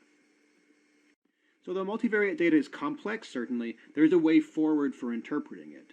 And that is that there's often some degree of covariation between the variables, and this introduces redundancy into the data set. So for example, in the examples below, the lutetium value on the left covaries extremely strongly with the ytterbium value, and same with the yttrium value. So if we know ytterbium, we effectively don't need to know anything else. We don't need to measure or examine lutetium. We just kind of can pretty much guess what it's going to be because of the covariance. So ordination methods take advantage of this redundant information to reduce the number of dimensions, which allows us to visualize and interpret the patterns more easily. So the goals of ordination are basically data analysis, classification, visualization, simplifying the data to aid in interpreting multivariate data, looking for gradients or patterns. I'll explain in more detail, but basically the method essentially creates a new coordinate system by rotating the original data. This allows us to focus on a reduced number of important dimensions. And so those dimensions are synthetic variables, and they represent linear combinations of the original variable. So in this example here, axis 1 corresponds largely to changes in pH and bicarbonate. So I'll explain what these arrows mean towards the end. So the main premise is that the differences between samples, or between sites or whatever, reflect underlying processes, and those samples can be arranged along gradients in those processes. So the process itself might not be measurable or observable. This is probably especially true in the deep time rock record or a lot of the geological observations we might have. But we could try to assess that gradient indirectly from the composition of the samples themselves. So this is using ordination for something called indirect gradient analysis. So for example, if we measure the chemistry in a bunch of different lakes, we may be able to determine that an urban versus rural gradient is the most important control on their chemistry and so forth. So there are a variety of types of ordination, different strengths and weaknesses. They're applicable in different circumstances with different types of data. This table lists some of the major ones. They're grouped in two ways. First, by how they measure distance between points, and then second, by how they determine the new axes that we use for data rotation. So some methods allow you to choose the measure that you're going to use for distance. You can choose one that might be appropriate for your particular type of data. But others use a predefined and fixed distance measures. So principal component analysis uses Euclidean distance between the points, as you'll see. And PCA also determines the new axes through a process called eigenanalysis, which uses the eigenvectors of a matrix. Other methods can use a more iterative trial and error type non-parametric method. And so I'll discuss non-metric multidimensional scaling in the next video, but the other two examples listed here we're not going to cover in this class. Okay, so given that some of the variables are going to covary, perhaps quite strongly, how does PCA help us reduce the data and display the information in fewer dimensions? Well, I'll give a sort of a simple graphical illustration first and then explain in more detail how this process is achieved. So basically, PCA finds the direction of maximum variance through the multidimensional cloud of points. I'm showing a two-dimensional example here for sort of simplicity. That axis is called principal component 1. It's a linear combination of our original variables that explains the maximum amount of variance in the multivariate space.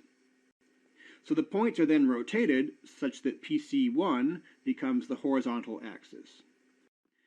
The remaining principal component axes are orthogonal or perpendicular to all the previous principal components and are ordered by decreasing variance explained. So PC2 explains the second largest amount of variability in the original data, PC3 is the third, and so forth, depending on however many variables you have in your original data set. I'm showing you this in two dimensions. It's fairly easy to visualize the direction that's perpendicular to PC1, but it works in multidimensional space as well. Okay, so one way to describe the structure of the data, the relationship among the variables, is with this variance-covariance matrix. So it gives the variance of each measurement as the diagonals in bold in the example here, and the covariance between all the pairs of variables. So this particular matrix, like all matrices, has properties called eigenvectors. And you may remember from the previous videos that vectors can be used to describe directions in coordinate space. So I explained eigenvectors in more detail in the previous Mahalanobis distance video, so I won't go into them anymore here. It's not that important, but just remember that matrices have these things called eigenvectors. The important thing really is that the first eigenvector defines a direction in space, and the line along that direction turns out to be the direction of greatest variance through our multidimensional cloud of points. So the first eigenvector is the first principal component in our new coordinate system. So we're going to use the eigenvectors. There's going to be a second one and a third one, and however many more you have for the original number of variables. We'll use these eigenvectors as axes in our new coordinate system. and then rotate the multivariate data so that the first eigenvector becomes the first axis in PCA space. The second eigenvector is perpendicular to the first one and explains the second largest amount of variance. So it becomes principal component 2. And all subsequent eigenvectors are perpendicular to the previous ones, and each one explains successively less of the original variability. So each eigenvector, or principal component as we can call them here, has something called an eigenvalue. I explained what that was in the Mahalanobis distance video as well, but in this situation, the eigenvalue measures the amount of variance along that axis. So as I said in the previous slide, the eigenvectors are ordered in terms of decreasing variance explained. So in the example here, what you can see is that the total of the three eigenvalues, given the Greek letter lambda, is the same as the sum of the three original variances. So we can basically say that each principal component axis, each eigenvector, explains a certain proportion of the original variance, and that proportion is given by its eigenvalue. So using the eigenvectors as our new coordinate system, we can rotate the data such that principal component 1 is telling us and reflecting the most important direction of variability. In the example here, PC1 explains essentially all the variance, which is really unusual, but that's because I chose sort of an example case which had extremely unequal variances. But regardless, principal component 1 in your data will almost certainly explain less variance than this, but it still is going to represent what is probably the most important underlying process that causes this gradient of samples. So the axes are, the principal component axes now, are linear combinations of the original variable due to the rotation of the points. So we rotate the points into this new coordinate system. So the contribution of each original variable to a particular axis is indicated by an arrow on the plot called a loading. So the loadings are essentially the correlation between the original variable and the axis. So they indicate the direction and the magnitude in the increase in that variable. So a longer arrow indicates a stronger correlation. That means that the variable is more important in controlling or in explaining the difference between the samples along that axis. So to illustrate how that works, in this example here, I've color-coded each point by its yttrium content in the diagram. So the loading, you can see, is a fairly long arrow pointing straight to the right along axis 1, and the colors indicate, in fact, that points on the very left-hand end of axis 1 do have very small values, and points on the right-hand end of axis 1 have large values. And this is what the arrow is telling us. It says, on axis 1, from left to right, the yttrium content increases in the samples. So the example that I demonstrated used the eigenvectors of the variance-covariance matrix. But that's not the only way, and it probably wasn't the best way for the example that I used either. In fact, the choice of association matrix is a very important decision that you have to make. So the other option is to use the eigenvectors of the correlation matrix. So just to compare these two, the covariance matrix centers each variable on the mean, but the scale of the variable still matters. Variables that originally had really high variance will control the resulting PCA plot much more strongly. Variables that originally had very tiny variance are going to be completely unimportant. So you should only use the covariance matrix when all of your variables are measured in comparable units, and the differences between their original variances are meaningful, and you care about that, and you want to use that for interpretation. So the correlation matrix uses a matrix of Pearson's correlation coefficients.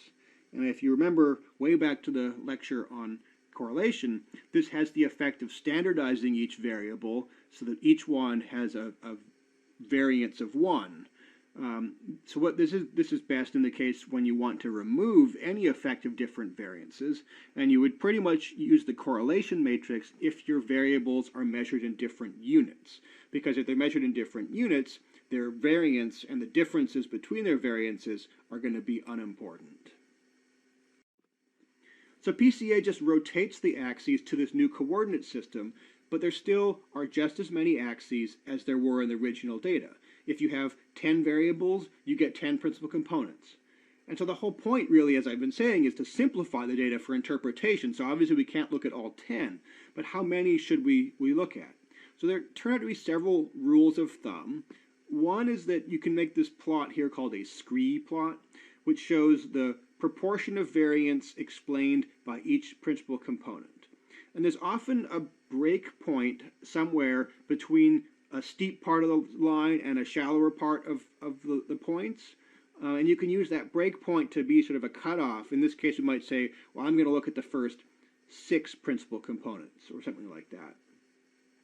You can also potentially look at every component that, when you add them up, sum up to some predetermined amount of variance explained.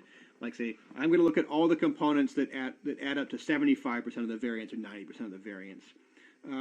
Or you could also potentially say ignore any component that explains less than 1% of the variance or less than the average variance. But in reality, people typically just look at the first 2 or 3 components. Those are the most important ones. Or you could look at however many you can interpret, right? If you don't know what principal component axis 4 is telling you, if you don't know what that gradient is, there's not a huge amount of point in spending a lot of time interpreting it. So PCA has a couple really important assumptions. First, because it uses covariance or parametric correlation, Pearson's correlation, depending on the association matrix you use. It's based on the Euclidean distance between points. So in many cases, that's okay, but it might not be appropriate distance measure for certain types of data. And in particular, PCA is not a good method to use for count data. So if you have counts of the abundance of species, or rock types, or minerals, or whatever, counts are not good for PCA generally. And second, the use of either covariance or correlation both assume that there's a linear relationship between the variables, which is again not necessarily appropriate for certain systems. Again, counts of abundance, particularly of species, is an example because those species abundances are not linearly related along these gradients generally. So if the relationships are nonlinear, PCA can produce something called a horseshoe effect, where points along axis 2 are kind of twisted into the shape of sort of a horseshoe relative to axis 1. The problem is you can never tell if your points are deformed or not because you don't know what the true pattern should be.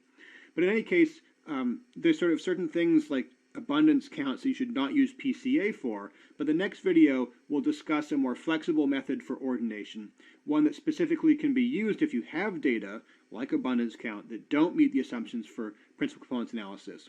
So that's called non-metric multidimensional scaling, and that's what the next video will focus on.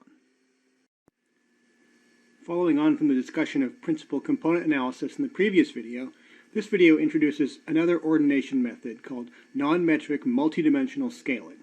The name is obviously kind of a mouthful, so it's often just called NMDS or MDS. It's more commonly been used in biology, also in paleontology, but there are certainly other examples in earth sciences where this could be a good method to use. So just a recap of ordination methods in general. So ordination is a technique used to simplify multivariate data, reducing it from many dimensions down to just a few important axes. In that way, it's possible to graph the data to recognize and interpret patterns. So the main goal is to recognize gradients that hopefully reflect the underlying geological or physical or chemical or whatever processes. There are a number of types of ordination, and we're not going to cover them all in this class. The last video discussed principal component analysis. In that, it used a fixed distance measure, so it used Euclidean distance between the samples, and it created the new ordination axes from the eigenvectors of an association matrix. And by doing so, it imposes a linear relationship between the samples.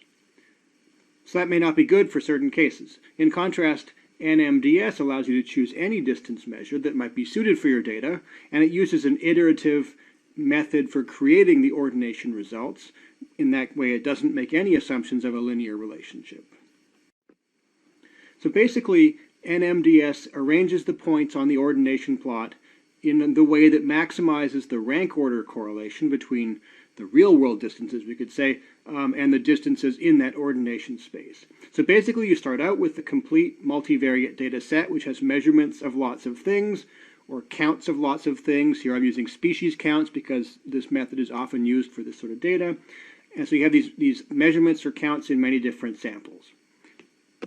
You can choose your own appropriate distance measure, which I'll come back to in a second, and then you calculate this distance of a matrix of distances between each sample or each site. These distances are measured in the full multivariate space. This is like if you measure the distance in all, like in the 12-dimensional cloud of points or the 20-dimensional cloud of points, that's what you would get. So next, the computer places our samples or our sites in ordination space, say in 2 axes, 2 dimensions, or in 3 dimensions, or whatever. And then it calculates the Euclidean distance between all the samples or sites in that 2-dimensional ordination space, or 3-dimensional, or whatever you're using, to get a second distance matrix. So the first distance matrix is in the real full dimensional space, and it's using the measurement for distance that you chose. And the bottom distance matrix is just in the reduced ordination space, so just in the 2 dimensions or then just in the 3 dimensions, and it uses Euclidean distance between that. So basically then the points are moved around in ordination space until the computer can find the best arrangement, the one that has the highest correlation between the two ranks, or between the rank orders of those 2 distances. So NMDS has some clear benefits for certain types of data. The rank order, or non-metric in its name, approach is very good when you wouldn't expect a linear relationship between the variables. And so that's particularly true when you're dealing with abundance counts, like counts of how many individual animals of a particular species you find at each place. This is what the method was really designed for in the first place.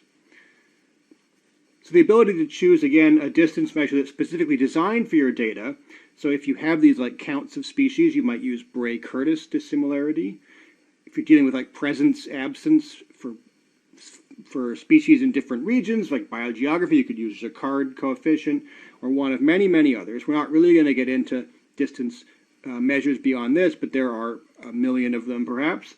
So this ability is a big plus. But the main downside is that you must choose beforehand whether to perform ordination in 2 dimensions, or 3 dimensions, or some other dimensionality. And so because the points are optimized in that particular space, the 2D plot and the 3D plot won't look the same. And it's also possible, it's potentially a drawback, that this iterative process may find a solution, sort of like the local best solution, but isn't the best possible solution in all possible choices. This typically isn't too big of a worry with the algorithms that are used these days, but it is a potential drawback. So the method uses this iterative technique, basically trial and error, to find the best arrangement of points in ordination space. And in this case, best is defined by this parameter called stress. It's a measure of the goodness of the fit of the relationship. So the plot here, which is called a Shepherd diagram, shows the distance, or in this case the dissimilarity, on the x-axis, this is the measure of dissimilarity or distance in the full dimensional real-world sense, in our original complete data set. And the y-axis shows the distance as measured in ordination space. So if the fit was perfect, there would be a perfect rank order correlation between the two, so that the points would fall along a continuously increasing or a monotonic line. So monotonic just means that the values either only increase or only decrease. And so the stress is calculated from the residuals of the points, the blue dots, around that monotone regression line, which is the red line. So by definition, stress, which is this mismatch between the ordination fit and the real data, must always decrease as you consider more dimensions. Dimensionality is often given the letter K in this context. And this sort of intuitively makes sense. I mean, if your original data has 5 dimensions, and you do your ordination in 5 dimensions, you can fit it perfectly. You can get a perfect match because you just are using the exact same space. But it's a little bit, it should be pretty good to do it in 4 dimensions, but a little bit harder in 3, and a little bit harder in 2. And when you get to 1 dimension, it's going to be really hard to arrange those points in such a way that you preserve all of the distances among them in the original 5 dimensions. So you're losing progressively more information, so it becomes harder to capture the true relationships. And remember that the 2-dimensional solution is not going to be a projection of the arrangement of points you might get with higher dimensions. So you can't just like say, I'll do it in 5 dimensions and just look at axis 1 and 2, because as we'll see, the axes don't actually mean anything, and that is not the same as if you did it just in 2 dimensions. So given that, how many dimensions do you choose? How do you know what to do? Well, I mean, it's possible, although a little difficult in R, to create a scree plot that shows stress versus number of dimensions. But in practice, people pretty much just do the ordination in 2 or 3 dimensions because it gets a little unwieldy to look at more. But you should, at least if you're doing that, make sure that the fit is somewhat reasonable in the 2 dimensions or the 3 dimensions that you're looking at. So there are some rules of thumb, basically that a stress greater than 0.2 is a fairly poor fit, and there might be some risk of making error when you interpret the relative position between the points. A stress between 0.1 and 0.2 is an okay fit. Maybe some of the distances might be a little bit inaccurate, but overall it's pretty good. And a stress between 0.05 and 1 is said to be quite good, and you should be able to make pretty confident inference about the relative position of the points. And then a stress less than 0.05 is really excellent, but you almost never really see this when you're dealing with complicated data. So the ordination plot looks somewhat similar to other ordination, like principal component analysis. The distance between the samples, your samples or your sites, which are shown here with the colored circles, indicates their relative similarity. So the points that plot close to each other have quite similar composition in terms of the original variables, the measurements or the counts, and points that plot far apart are quite different. So unlike in PCA, the variables, which are the measurements, the measured parameters, or the counts of the items or the species or whatever, are also shown as points, or you're able to do that. And so what this means is that if a variable, which are the little crosses here, I didn't label them all, plots close to a particular sample, that indicates that that sample contains high values of that variable. So in this case, where the variables are species, it tells you which species tend to be more common in which samples or in which groups of samples. So you should use your knowledge and other information about the samples to qualitatively identify gradients in those samples. So in this example, I've color-coded the samples by region, so the red ones and the blue ones come from different places around the world. So you can see kind of a nice separation between the two regions.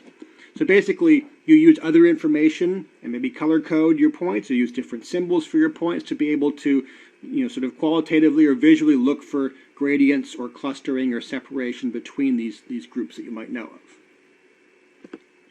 Okay, so unlike in PCA, these points, remember, are arranged by this iterative process. So it turns out that the axes don't actually mean anything. Remember, in PCA, the axes correspond to these eigenvectors that explain a particular amount of the variance. So because here the axes really are not that meaningful, you can rotate the plot, you can translate it, so you can shift it from left to right or up and down. You can scale it, so you can enlarge it or you can shrink it, as long as you retain the relative distances. So I said that the axes don't mean anything, but I will note that in R, if you're doing this, what it does is that it actually performs a PCA on your ordination results after they're obtained. So axis 1 is supposed to be the greatest variance in the ordination space. So not the original data, but in ordination space. Okay, so to summarize, I'll just wrap up with a couple suggestions for choosing ordination methods. So if Euclidean distance is appropriate, and if there generally are linear relationships between variables, principal component analysis, or PCA, is often a good one to use. And this applies probably to most types of geological data, especially if you have measurements on a continuous scale. So really, in most cases, PCA is going to be quite a reasonable one to use. If you can rely on a linear relationship, but you maybe want to use a different distance measure, like if you had biogeographic data with presence or absence of species in regions, you could use something called principal coordinate analysis, which we're not going to cover in this class. And so the one case where NMDS is really most widely used is with abundant count data in multiple samples, so especially counts of biological species abundances in different samples. In that case, you really cannot assume a linear relationship, and there are specific distance measures designed for that sort of data types. I've also seen NMDS used for ordination of for example, detrital zircon age spectrum data in the geosciences. So I'd say there probably are more circumstances in earth sciences where it could be a good method, but it really has been most widely used in biological sciences to this date. This video introduces maximum likelihood estimation, which is a method for fitting models to data and comparing those models to find the best one. We'll cover this topic in a fairly qualitative way. For more details, there are many good references, particularly the book by Burnham and Anderson on model selection and multi-model inference. So if you really want to know more, particularly about the mathematical end of things, I would definitely recommend that reference. So to introduce the concept of likelihood, let's first think about probability, which you've heard about before in this class. So for probability, we can assume that we know something about the underlying reality, or the true model, or the overall population, for example. We can then ask, what is the chance of observing this particular data, or sample, given that known reality? So for example, if the true population of quartz, or the true proportion of quartz is 0.2, what is the chance, or what is the probability of finding 32% in one particular sample? Or likewise, if grain size has a normal distribution with some known mean, mu, and some known standard deviation, sigma, what is the chance, or what is the probability, of observing some set of data, x? Likelihood is just the reverse process. So for likelihood, we want to ask, given some observed data, what is the chance that a given reality or a given model is true? So thinking about this in the reverse way, if we counted 32% quartz grains in a sample, what is the chance, or what is the likelihood, that the true proportion is 0.2? Or if we observe some data x, what are the best normal distribution parameters, mu for the mean and sigma for the standard deviation, to describe that distribution? So that's likelihood. So maximum likelihood estimation has two goals. First, it determines the best model parameters, the most likely reality that fits a given set of data. So this is the likelihood part. We want to find the most likely parameters, the most likely reality or model for the given set of data. And second, it's typically used to compare multiple models to determine which of those is the most likely explanation or the best fit for the data. To do that, it maximizes something called the log likelihood function to estimate the model parameters, and then uses concepts from information theory to compare the model fits. So I'll discuss each of these steps in a bit more detail, starting with the likelihood function. So let's take an example. Let's say we have some data like this histogram here, or they're like asteroid sizes or something like that. We maybe want to know if it's best fit by a statistical distribution A or a statistical distribution B.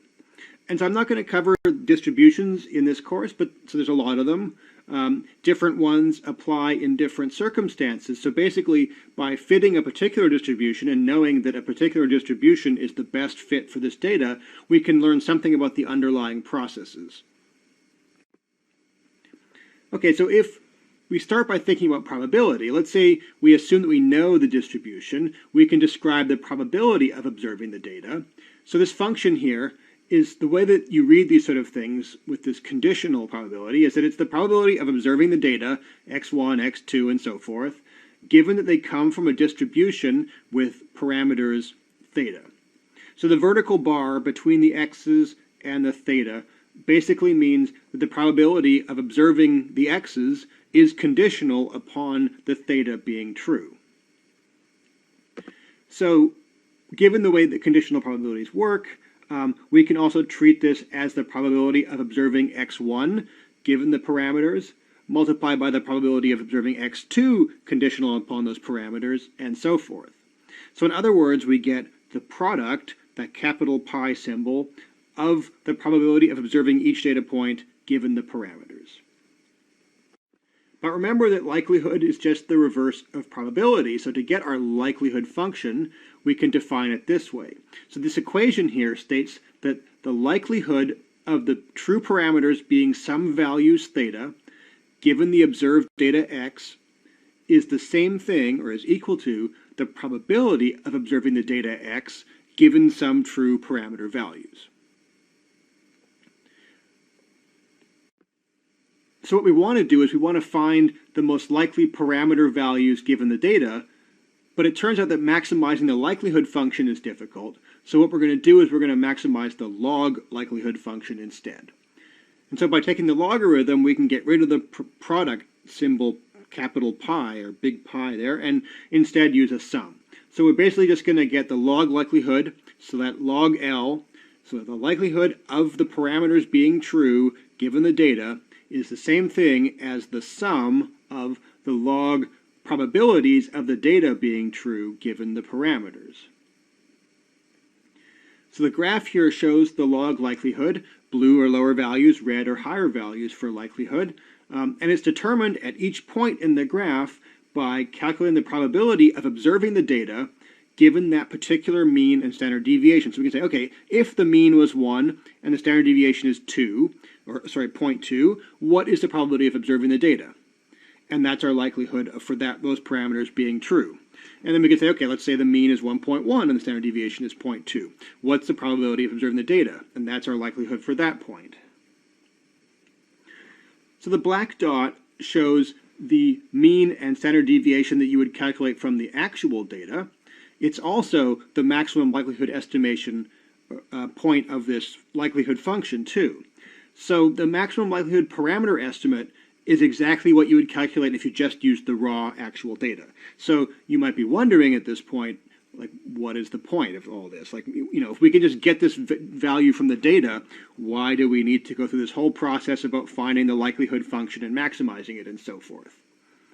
Well, the real strength of this method is the ability to compare multiple models to find the one that is most likely of those given the data. Right, so the maximum likelihood estimate is basically what you would just calculate from the raw data anyways, but to be able to compare them, we need to use information theory methods, which are fairly complicated, so I'll describe them in general terms. Okay, so there's something in information theory called the Kullback-Leibler information. And it basically just quantifies the amount of information lost when some probability density function, which we'll call G, is used to approximate model F, and F is also some probability distribution function. So this is the equation that they give for this. Model G is evaluated over some parameter space theta, and then the function is integrated for continuous distributions at least over x. So the details of this integral function aren't critical because it actually isn't going to be used. More generally, we actually really want to know which of our candidate models that we're looking at best describes the underlying truth, what's often called full reality. So F is actually full reality, it's not a model. And G is one of our models. We're comparing multiple models to see how well they approximate full reality, basically figuring out which one loses the least information when you're approximating reality. So full reality is, of course, not knowable. So in practice, this equation is rewritten into a form so that full reality becomes a constant and drops out of the equation. I always find that kind of an amusing phrasing because it's you know, reality is removed as a constant and you get this equation. But basically then by turning this into sort of a relative form, the models can be chosen on the basis of their relative distance from full reality.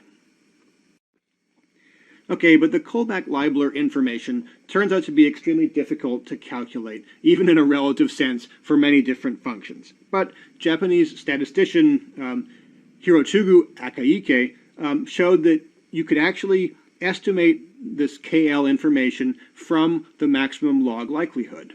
And so he created a value which he called an information criterion, or AIC, and which is now called the Akaike information criterion. So AIC is based on the maximum log likelihood in blue there. Theta with a little hat on it means that this is the maximum likelihood estimation point. That's the sort of the best parameters for that particular model. And he also incorporated the number of parameters, so the number of variables that you're using to fit this model, which he gave as K, or which is in red here. And so in this formulation here, smaller AIC values indicate a better fitting model because they have higher likelihood, likelihood is multiplied by minus 2, so bigger likelihood or bigger log likelihood gives you smaller AIC in the way this equation is written. So the K term then is often said to penalize more complex models, that is, models that have more parameters. So adding more parameters always increases the model fit and always gives you a higher log likelihood. However, more parameters also increase the uncertainty in the model prediction, for example, because each parameter must itself be estimated from the data. And so therefore there's some error on each estimate, and if you're making lots of estimates, you end up with lots more error on the overall fit of the model. So basically AIC is a trade-off between bias. So like, is the model biased towards being lower or higher? So bias is reduced when you have more parameters, as the model should be a better fit. So that's a trade-off between bias and variance or uncertainty. Variance is increased with more parameters because there's more sources of uncertainty. You have to fit more variables as you're doing your model. So relative differences between the AIC values for a variety of different models can be used to determine the best model of those candidates that you're looking at. But you can also convert the AIC values into something called Akaike weights, and they basically indicate the proportional support for each model. They'll sum up to 1 or to 100%. So in the example that I introduced at the beginning as sort of our test case here, model A, which is the log normal incidentally, is the best model of the two. It has an Akaike weight of 0.72. So notice that those two models sum up to 1. So one gets 72% of the support, as we'll call it, and one gets 28%. So this gives, relatively strong support for model A over model B, but there's no definitive cutoff in this sort of approach here. This is exploratory statistics, and so you need to use your judgment to determine, if this is really strong support for model A, or maybe it's not. Maybe you're not as confident that A is better than B. Okay, so just to end with some warnings when you're performing model selection and using AIC. So both the likelihood values, the maximum likelihood values, log L, and the AIC values are only relevant when you're comparing them among models run on the same data. So you can't compare AIC on one data set to AIC on a different data set. It's just fundamentally not meaningful because the absolute AIC value is not important. The reason for this ultimately is that Kullback-Leibler distance or information is measured in a relative sense, and so because it's relative, the actual AIC value is not comparable across different data sets. Also, and this is quite important, to be aware that AIC is only telling you which of the models is the best candidate of the ones you used. So if you perform model selection on 4 separate models, it will happily tell you that one of those models is the best. But that doesn't actually mean that that model is itself necessarily good. It's just the best of the ones that you looked at. And so if you happen to choose 4 models that are all bad models, it'll tell you which one of those is the best bad model, but it might not be good in an absolute sense. And finally, don't combine model selection with hypothesis testing. So if you use model selection to figure out which combination of variables, for example, is the best explanation for your distribution, you shouldn't then do hypothesis testing and get a p-value, because the significance that you would get will be inflated. You're examining multiple models and choosing the best, and that's the same thing as testing multiple hypotheses and reporting only the most significant, and you should never do that. So model selection and AIC are exploratory methods, which are valid methods to use, but you should never mix these exploratory with hypothesis testing approaches.